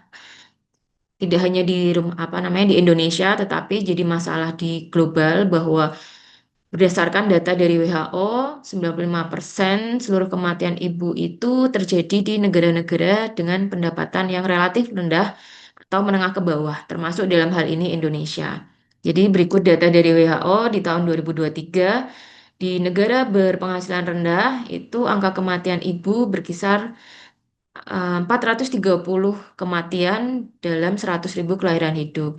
Sedangkan data yang berbeda untuk negara berpenghasilan tinggi, angka kematian ibu jauh lebih rendah yaitu 12 kematian dalam 100.000 kelahiran hidup. Nah, bagaimana angka kematian ibu di dunia dan Indonesia? Nah, di Indonesia sendiri juga data yang diambil dari Profil Kesehatan Indonesia tahun 2021 masih menunjukkan angka yang cukup tinggi ya, 7.389 kasus di tahun 2021. Nah, target berdasarkan Sustainable Development Goals ini merupakan target global ya yang disepakati oleh PBB untuk mencapai 17 tujuan utama, masalah terkait kemiskinan, ketidaksetaraan dan lain-lain, bahwa targetnya di tahun 2030 itu kematian ibu melahirkan itu diharapkan mencapai 70 kematian dalam 100.000. Nah, dari data di Indonesia di tahun 2024 targetnya untuk Sustainable Development Goal itu 183 kematian dalam 100.000 kelahiran hidup. Nah, ini beberapa penyebab kematian ibu di dunia dan juga di Indonesia ya. Untuk penyebab kematian ibu di dunia itu berbagai macam penyebabnya, termasuk penyebab tidak langsung sebanyak 27%, kemudian komplikasi aborsi, sepsis, hipertensi, pendarahan, emboli, dan yang lain-lain. Sedangkan di Indonesia sendiri, pada tahun 2021 didapatkan data bahwa penyebab tertinggi kematian ibu karena kasus COVID. Begitu juga dengan kasus pendarahan, kemudian hipertensi, jantung, dan penyebab lainnya. Nah, untuk mengurangi tingginya angka kematian ibu, salah satu upaya yang bisa dilakukan adalah mengubah perilaku reproduksi melalui kegiatan perencanaan kehamilan atau KB. Nah, mungkin masih banyak juga kegagalan penerapan kontrasepsi itu disebabkan karena sikap, kepatuhan, serta pengetahuan yang rendah, sehingga akan timbul kehamilan yang tidak diinginkan. Sebelum memasuki pembahasan mengenai kontrasepsi, nah, beberapa kehamilan yang tidak diinginkan itu apa sih yang dimaksud kehamilan tidak diinginkan? Yaitu kondisi kehamilan yang terjadi karena tidak adanya perencanaan oleh pasangan usia subur ataupun remaja, dan itu dianggap sebagai masalah kesehatan masyarakat yang kompleks. Nah, untuk salah satu upaya untuk mencegah kehamilan yang tidak diinginkan bisa menggunakan kontrasepsi. Kontrasepsi sendiri berasal dari dua kata, yaitu kontra yang berarti melawan atau mencegah, kemudian konsepsi yang artinya pertemuan sel telur dan sperma. Sehingga kontrasepsi bisa kita maknai dengan metode, dalam hal ini alat, obat, ataupun prosedur yang dapat digunakan untuk mencegah atau menunda kehamilan. Seperti yang tadi disampaikan oleh Dr. Jati, bahwa kita secara luas mengenal beberapa metode atau alat kontrasepsi. Untuk wanita, kita ketahui ada pil KB, suntik, kemudian implan, IUD, kondom, sampai dengan metode kontrasepsi yang permanen dengan metode tubektomi atau sterilisasi. Pada pria pun kita juga bisa menemukan metode kontrasepsi yang sesuai, misalkan menggunakan kondom, kemudian senggama terputus, sampai dengan kontrasepsi permanen seperti vasektomi. Nah, baru kami memasuki kontrasepsi darurat, bagian dari kontrasepsi secara luas, bahwa kontrasepsi darurat merupakan metode kontrasepsi yang tujuannya untuk mencegah kehamilan setelah melakukan hubungan seksual tanpa perlindungan, yang kemudian digunakan setelah melakukan senggama. Kita bisa mengenal istilah lain dari kontrasepsi darurat, yaitu morning after pill, morning after treatment, kemudian ada istilah emergency contraception, juga kontrasepsi sekunder. Nah, kontrasepsi darurat sendiri diharapkan dapat mencegah adanya kehamilan tidak diharapkan, sehingga mencegah banyaknya kasus atau upaya aborsi.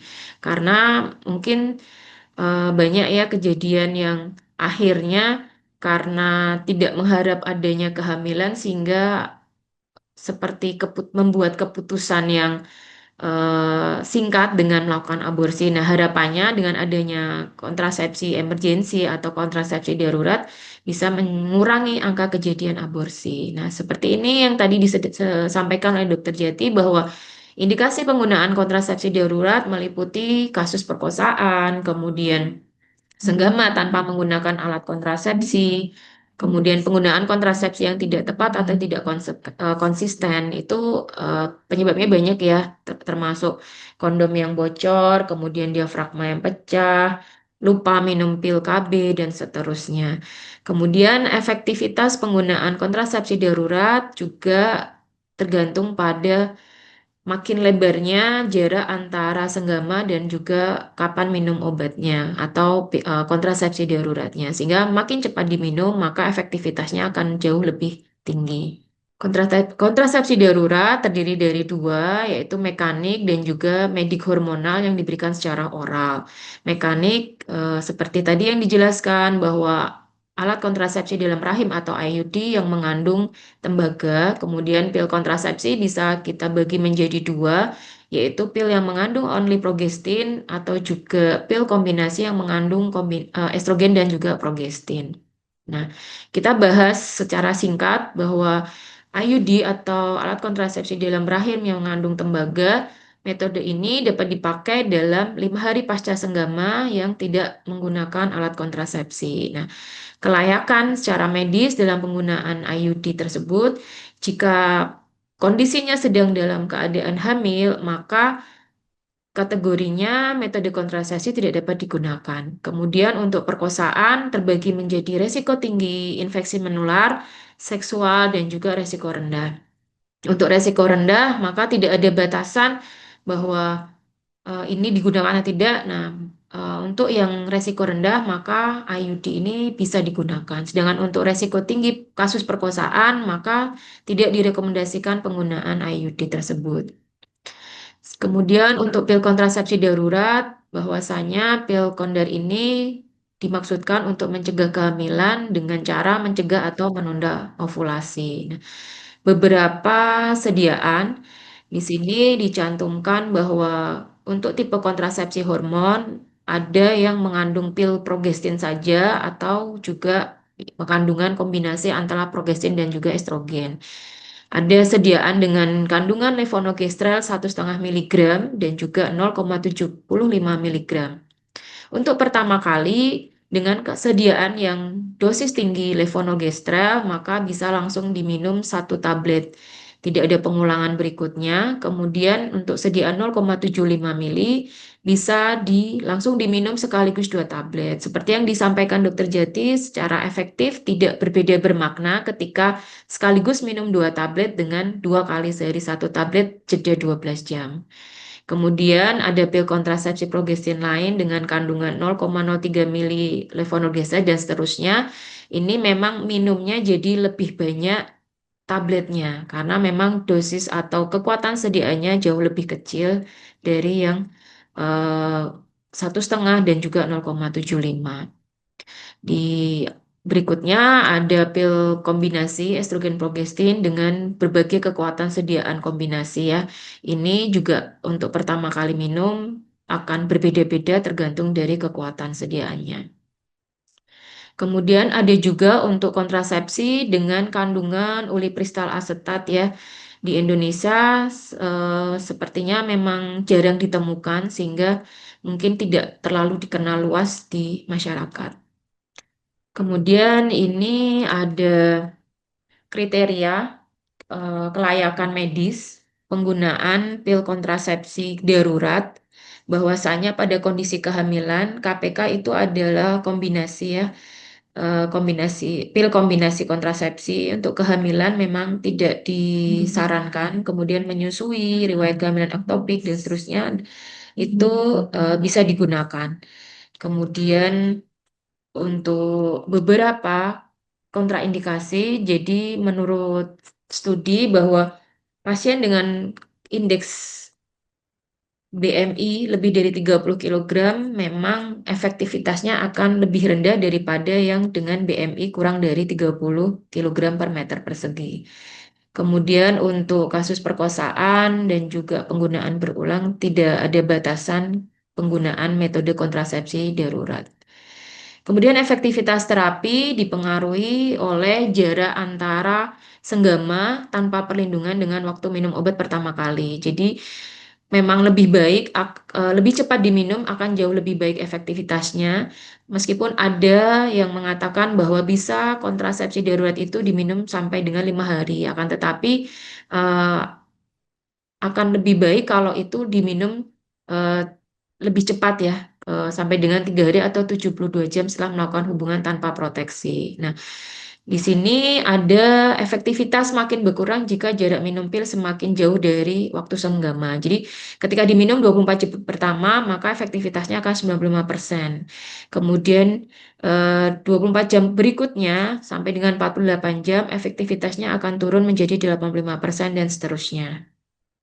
Nah, bagaimana atau apa peran apoteker dalam hal ini berkaitan dengan edukasi kepada pasien mengenai kontrasepsi darurat. Jadi sebagai apoteker atau tenaga farmasi itu kita harus memahami dulu apa sih kontrasepsi darurat, tujuannya dan lain-lain, serta jenis dan regimen terapi, kemudian cara melakukan komunikasi, edukasi, dan monitoring efek samping obat berkenaan dengan penggunaan kontrasepsi darurat. Nah, berikut regimen kontrasepsi darurat yang mungkin kita sudah kenal beberapa merek dagangnya ya. Mekanik tadi merupakan jenis kontrasepsi darurat menggunakan alat dengan kandungan tembaga. Kita bisa mengenal Copper-T, kemudian Nova-T yang ada di pasaran. Pemasangannya hanya 1 kali, kemudian dilakukan dalam waktu 7 hari setelah senggama. Kemudian medik kontrasepsi secara oral ada beberapa juga merek dagang. Ada yang pil kombinasi dosis tinggi, kemudian pil kombinasi dosis rendah. Nah, itu juga akan berhubungan dengan berapa banyak pil yang harus diminum oleh si pasien. Kemudian ada pil progestin only yang isinya hanya progestin, yaitu levonorgestrel. Di farmasi atau di apotik ada beberapa merek dagang seperti Postinor, Valenor, kemudian ada merek Pospil. Itu penggunaannya 1 kali 2 tablet, diusahakan sampai dengan 72 jam pasca senggama untuk segera diminum. Kemudian yang berisi estrogen, Linoral, Premarin, Proginova, dan seterusnya. Kemudian untuk merek-merek yang lain memang di Indonesia jarang ditemukan sehingga mungkin sulit ada nggih. Jadi mungkin yang familiar yang bisa digunakan di saat baru mengalami kelupaan atau memang harus segera minum kontrasepsi darurat bisa ditemukan di apotek merek-merek tersebut. Nah, berikut adalah efek samping yang perlu kita ketahui berkenaan dengan penggunaan kontrasepsi darurat. Yang pertama terkait dengan adanya perubahan pola menstruasi, bahwa akan mungkin ada pada beberapa kasus akan terjadi perdarahan ringan di luar menstruasi 1 sampai 2 minggu setelah minum pil kontrasepsi. Kemudian bisa juga terjadi perdarahan atau spotting pada 8% pengguna pil kombinasi. Kemudian jadi bisa bergeser ya waktu haidnya. Jadi ada juga yang sekitar 50% itu haidnya jadi tepat waktu atau bahkan mungkin lebih awal. Jadi dampak dari penggunaan kontrasepsi darurat. Kemudian efek samping lain yang berkenaan dengan gastrointestinal seperti halnya tadi yang sudah disampaikan oleh Dokter Jati bahwa sebagian akan mengalami mual muntah, kemudian sakit perut, kelelahan, sakit kepala, pusing, kemudian kadang juga bisa mengalami payudara terasa lebih sensitif ya. Kemudian mual muntah biasanya akan lebih eh, sering terjadi pada penggunaan pil kombinasi, meskipun mungkin juga frekuensinya tidak banyak ya atau tidak sering tergantung respon masing-masing pasien. Kemudian jika terjadi muntah setelah minum pil kombinasi atau pil kontrasepsi darurat dalam waktu kurang dari 2 jam, sebaiknya kita perlu mengedukasi untuk dilakukan pengulangan dosis.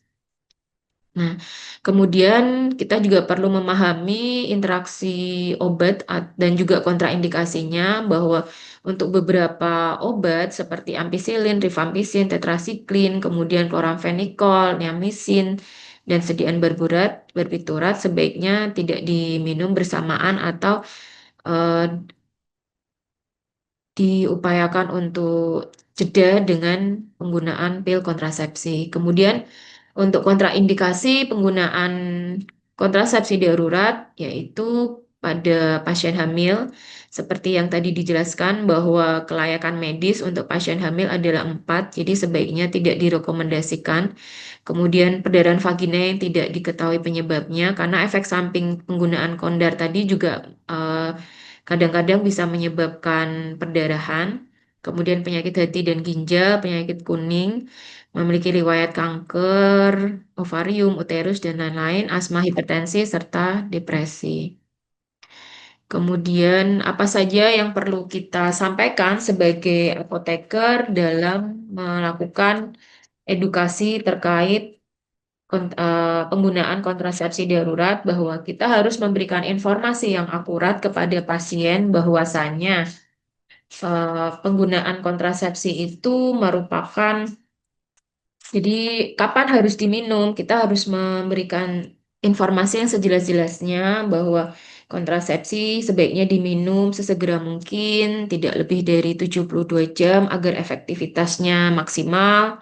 Kemudian bagaimana cara minumnya sekaligus 2 tablet sebelum atau setelah makan sebaiknya diinformasikan kepada pasien.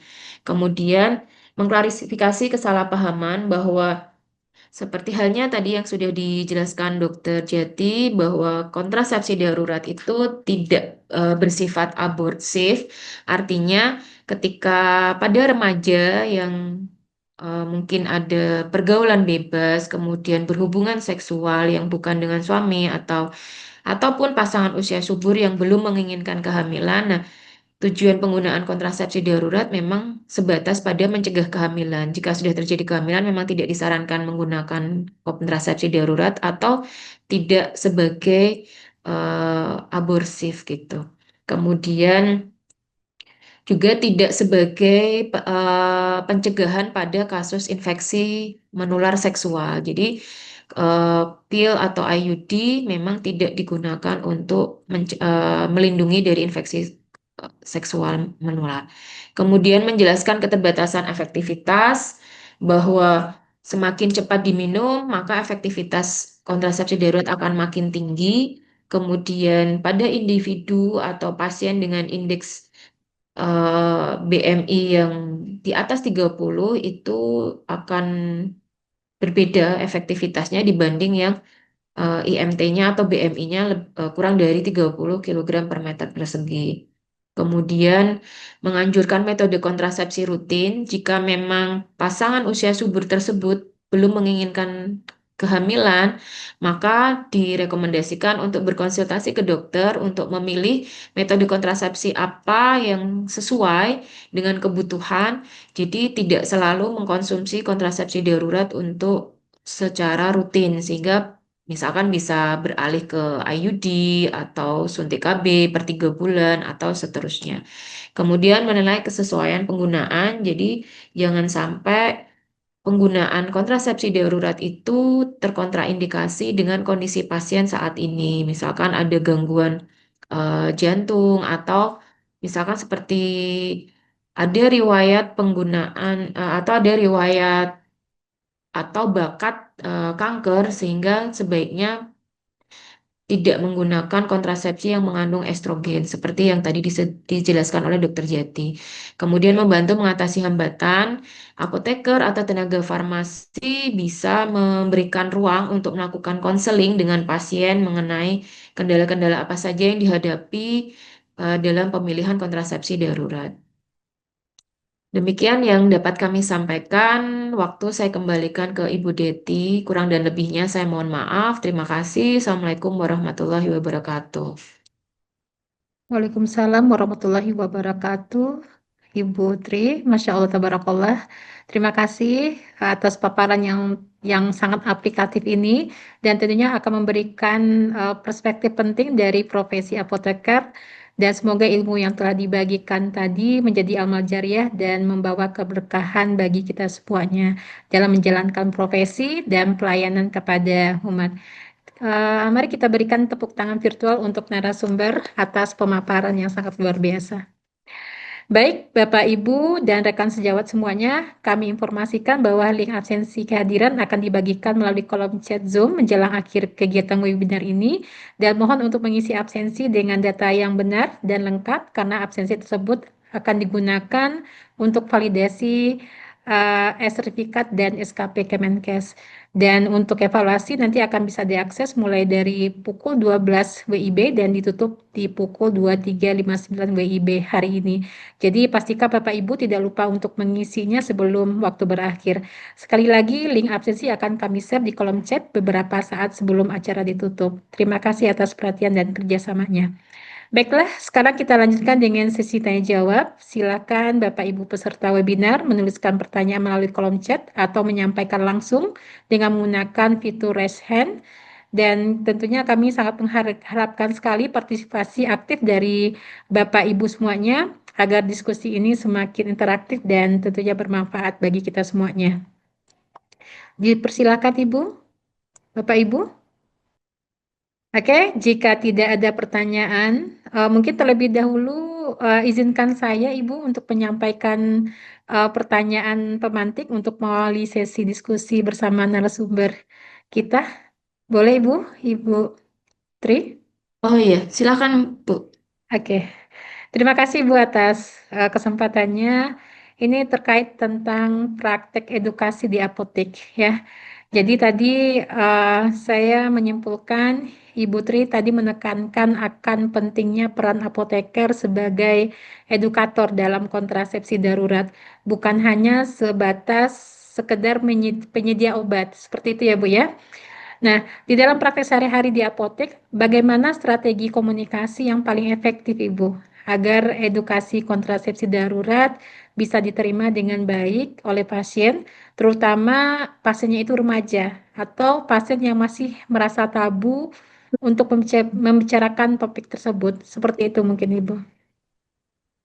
Iya, jadi memang sebaiknya edukasi itu dimulainya dari rumah ya Bu ya. Jadi memang jangan sampai timbullah yang namanya kehamilan tidak diharapkan tadi ya, sehingga nanti berdampak pada karena saya yakin kehamilan jika direncanakan dengan sebaik-baiknya itu kan juga akan maksimal ya kehamilannya. Kalau misalkan bagi pasangan usia subur, terutama usia remaja yang sebetulnya mereka jalannya masih panjang untuk mencapai cita-cita dan seterusnya, itu memang sebaiknya tidak terburu-buru untuk merencanakan kehamilan gitu.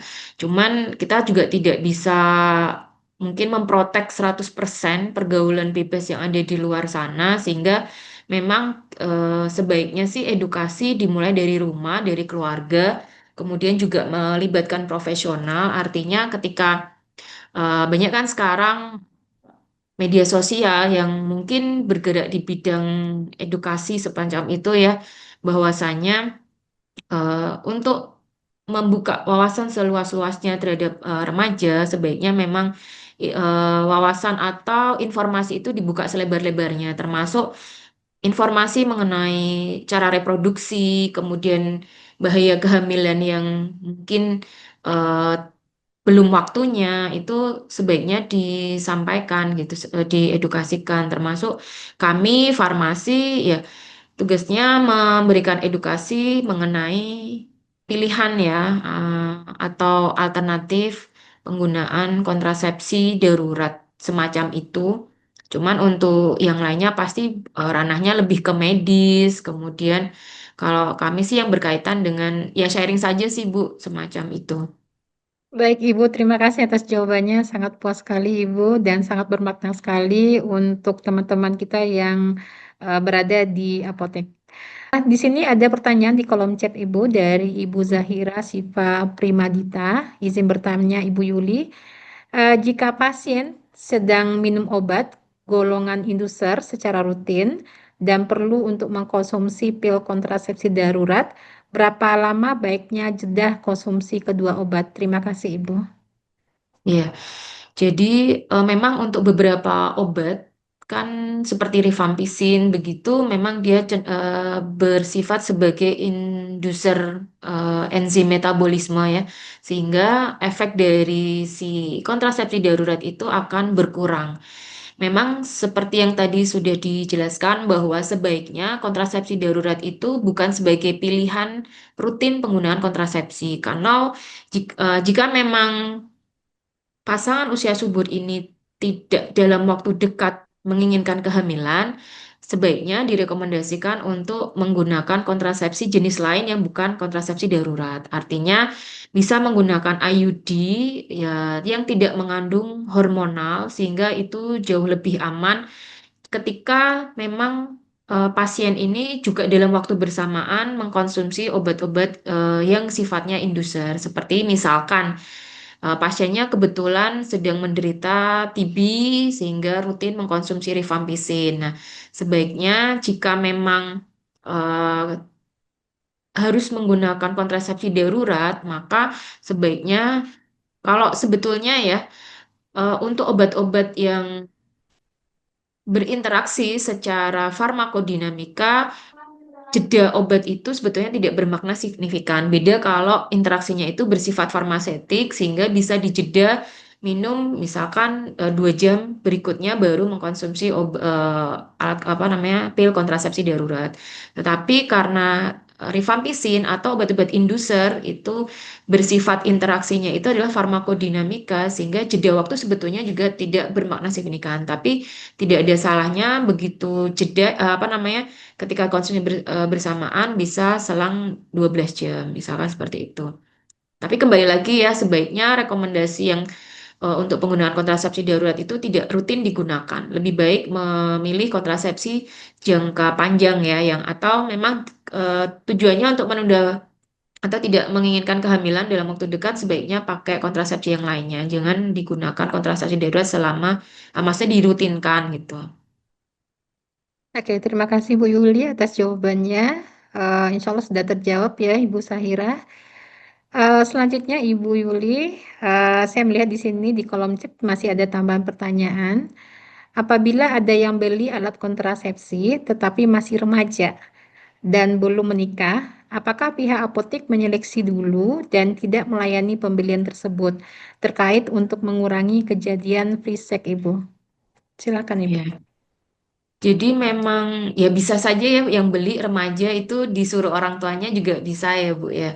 Iya. Cuman memang orang itu bisa saja mencari alasan. Artinya sebetulnya ketika kita tidak memperbolehkan bisa beralasan saya disuruh orang tua atau misalkan dia pun remaja tetapi mengaku sebagai orang yang sudah menikah pun itu juga bisa.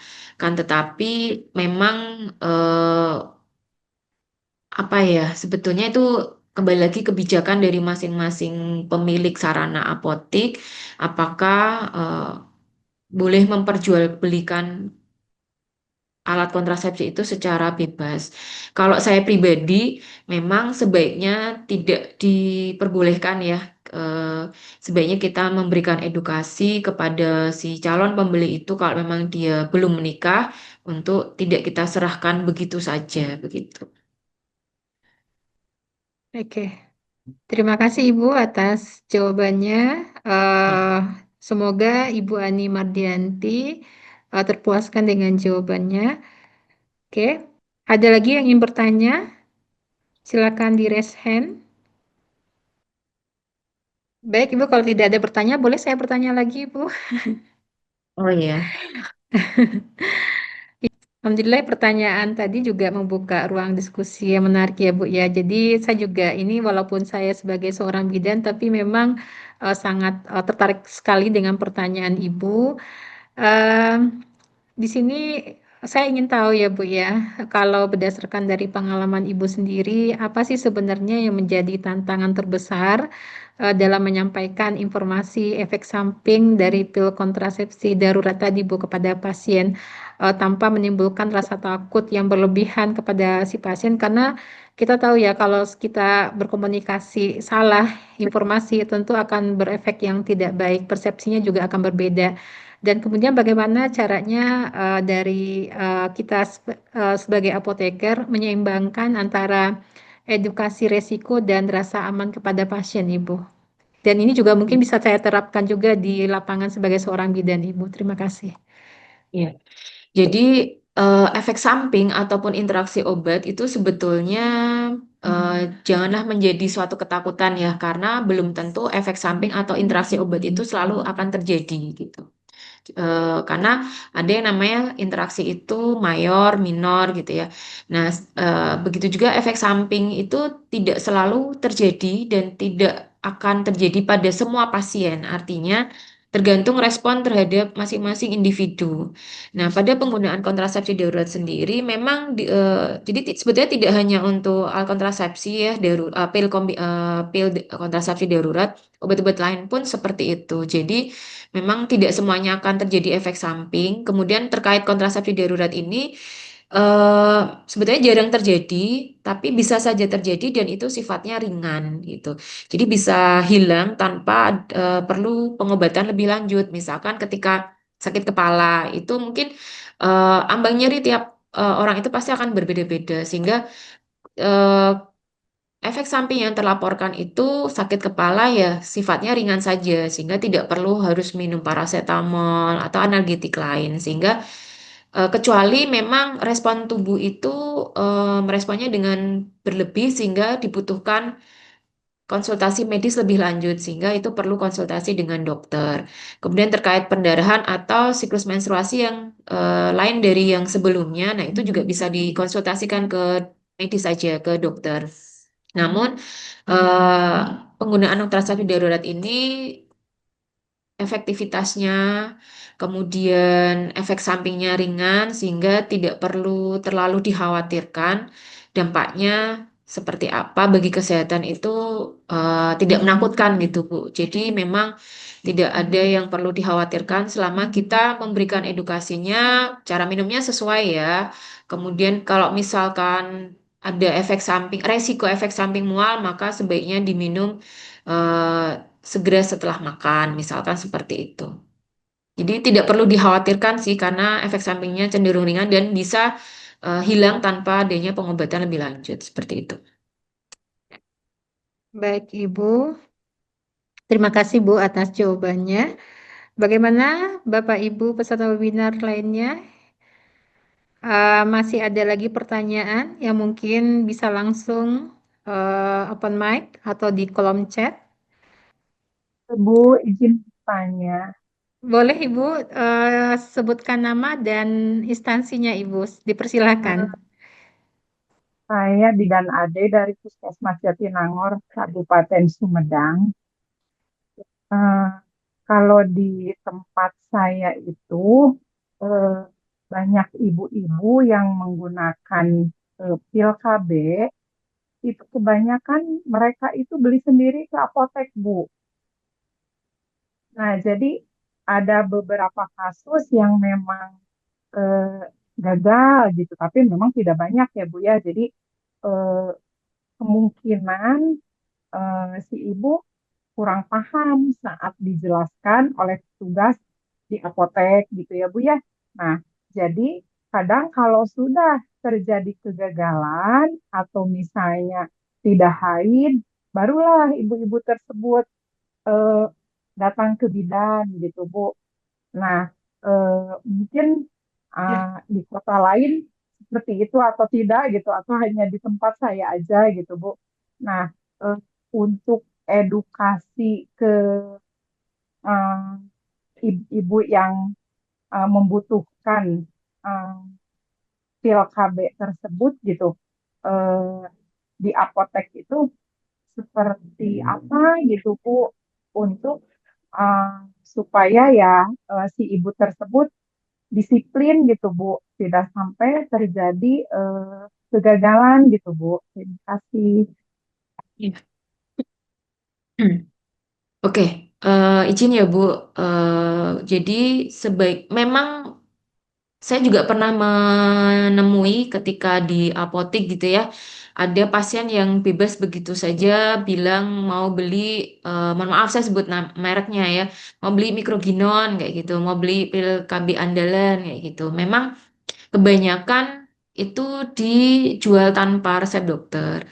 Memang meskipun sebetulnya untuk apa namanya pil kontrasepsi itu kan obat keras ya, sebaiknya memang diberikan atas petunjuk atau resep dokter. Nah, yang saya ketahui bahwa sebetulnya pemerintah itu kan melalui BKKBN itu ada program untuk KB ya Bu ya. Di situ kan juga ada banyak pilihan KB sebetulnya. Jadi dan KB, eh, entah itu pil KB, kemudian IUD, suntik, seperti itu, implan, itu bisa didapatkan secara gratis melalui program BKKBN. Karena di rumah sakit kami pun, kami juga setiap bulan itu mengajukan permintaan alat kontrasepsi kepada BKKBN, dalam hal ini Dinas Pengendalian Kependudukan itu. Sehingga sebetulnya masyarakat tidak perlu membeli, bisa berkonsultasi ke bidan atau ke dokter yang memang bisa bekerja sama untuk mendistribusikan alat kontrasepsi seperti itu. Memang edukasi yang baik, makanya dari itu dari awal farmasi itu juga punya peranan penting ya. Jadi paham dulu mengenai baik itu apoteker karena yang di apotek itu kan tidak selalu standby apoteker ya. Ya, kalau bisa bertemu dengan apoteker, ya bisa edukasi dilakukan apoteker, tetapi tenaga vokasi farmasi yang ada di apotek pun harus dipahamkan dulu mengenai kontrasepsi itu apa saja jenisnya. Kemudian yang disediakan di apotek itu apa? Contohnya, memang di apotek itu yang saya tahu sudah banyak disediakan kontrasepsi darurat seperti yang merek-merek tadi saya sebutkan ya. Nah, paling tidak petugas apotek itu menguasai dulu seluk-beluk kontrasepsi darurat ataupun kontrasepsi yang lain ya, seperti contoh merek yang sudah ada di pasaran seperti itu, pahami dulu sebagai edukator obat ini atau pil ini cara minumnya seperti apa, efek sampingnya bagaimana, harus diminum sebelum makan, setelah makan, dan seterusnya. Sehingga itu bekal untuk bisa memberikan edukasi sedetail-detailnya kepada pasien. Nah, memang akan lebih baik kalau kita merekomendasikan penggunaan kontrasepsi itu atas anjuran atau atas petunjuk dokter, seperti itu. Akan tetapi bisa saja dokter itu semacam memberikan advis atau instruksi bahwa diresepkan 1 kali, kemudian selama tidak ada keluhan atau gangguan, maka dokter bisa sih merekomendasikan untuk pembelian berulang. Jadi tidak perlu ketemu dokter lagi. Mungkin seperti itu ya Ibu ya. Jadi selama tidak ada keluhan, kendala dan seterusnya, tinggal mungkin di saat pertama kali bertemu dengan dokter disarankan pakai pil KB merek A, B, C, D, nanti bisa rutin dibelikan setiap bulan. Nah, nanti edukasinya bisa disampaikan di saat pembelian pertama dan seterusnya. Mungkin itu Bu, kira-kira. Terima kasih, Bu. Ya. Oke, terima kasih Ibu Ade atas pertanyaannya dan alhamdulillah sudah dijawab dengan Ibu Yuli dan dan Masya Allah ya, penjelasan dari Bu Yuli dan tanggapan yang sangat aplikatif. Semoga diskusi ini akan memberikan gambaran yang lebih nyata bagi kita semuanya, khususnya bagi rekan sejawat tenaga kesehatan, dan dalam memberikan pelayanan yang edukatif, yang aman, bertanggung jawab, dan tentunya berkolaborasi lintas profesi di apotek maupun fasilitas kesehatan. Baiklah, mungkin dengan pertanyaan dari Bu Ade, mungkin demikianlah kegiatan kita pada hari ini. Baik Bapak Ibu hadirin yang berbahagia, terima kasih. Kita berikan ucapan kepada Ibu Yuli dan kita berikan tepuk tangan virtual sekali lagi untuk Ibu Yuli atas paparan dan diskusinya yang sangat luar biasa. Ya. Oke, Bapak Ibu hadirin yang berbahagia, saya kirimkan absensi ya untuk dipastikan dan jangan lupa absensinya jangan terlewatkan.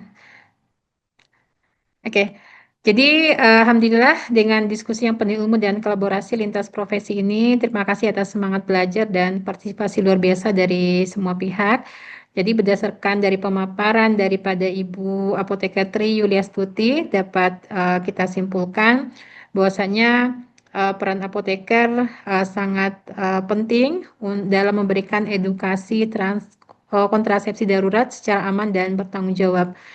Apoteker bukan sekedar penyedia obat, tetapi juga pendidik kesehatan yang berperan memastikan si pasien dalam memahami waktu penggunaan efek samping dan etika pelayanan.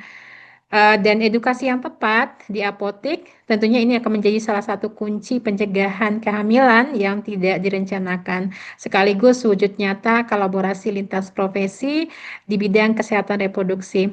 Demikianlah pemaparan luar biasa dari narasumber kita. Semoga menambah wawasan sekaligus memperkuat sinergi lintas profesi di bidang kesehatan reproduksi. Sebelum kita benar-benar menutup kegiatan pada hari ini, mungkin saya akan menyampaikan informasi bahwasanya dalam waktu dekat ini akan diselenggarakan kegiatan webinar kesehatan nasional dengan tema yang sangat menarik dan tentunya relevan dengan praktek kita di lapangan, yang berjudul Tata Laksana Kehamilan dan Persalinan dengan Kelainan Letak Sungsang. Yang insya Allah kegiatan ini akan dilaksanakan pada hari Sabtu di 22 November 2025 mulai pukul 7 WIB sampai selesai secara online melalui Zoom meeting. Dan webinar ini insya Allah akan dihadirkan dengan 2 narasumber yang sangat luar biasa. Yang pertama Dr. Adi Sukrisno SPOG FMAS. Ya, beliau merupakan konsultan obstetri dan ginekologi dari FKUI dan RSUP Fatmawati Jakarta, dan Bidan Retno Wulan SST MKM dari praktisi dan trainer prenatal yoga dari RSWN. Dan biaya registrasi hanya 30.000 saja dan peserta berhak untuk mendapatkan SKP Kemenkes, rekaman video webinar, serta elektronik sertifikat resmi. Jangan lupa pendaftaran dilakukan melalui link yang sudah disediakan dan pastikan juga Bapak Ibu sudah memiliki akun pelataran sehat LMS Kemenkes. Dan untuk informasi selanjutnya bisa langsung menghubungi panitia di nomor 0823 1262 5808 bersama Mbak Putri, atau pantau terus Instagram kami di KP ya Pindo untuk update webinar berikutnya. Dan jangan sampai terlewat karena kuota sangat terbatas dan ilmunya insya Allah sangat luar biasa bermanfaat. Sampai jumpa di webinar selanjutnya. Barakallahu fikum. Bapak Ibu hadirin yang dirahmati Allah Subhanahu wa taala, alhamdulillah kita telah sampai di penghujung acara. Semoga setiap ilmu yang kita peroleh pada hari ini akan menjadi amal jariyah dan memperkuat kolaborasi antar profesi di bidang kesehatan reproduksi. Marilah kita tutup kegiatan ini dengan membaca doa kafaratul majelis. Subhanaka Allahumma wa bihamdika asyhadu an la ilaha illa anta astaghfiruka wa atubu ilaihi. Saya Deti Afriti Sukandar selaku MC sekaligus moderator mengucapkan terima kasih dan mohon maaf atas segala kekurangan selama memandu acara ini. Wassalamualaikum warahmatullahi wabarakatuh. Wabarakatuh wa jazakumullahu Waalaikumsalam khairan. warahmatullahi wabarakatuh. Terima kasih, Ibu. Sama-sama Ibu.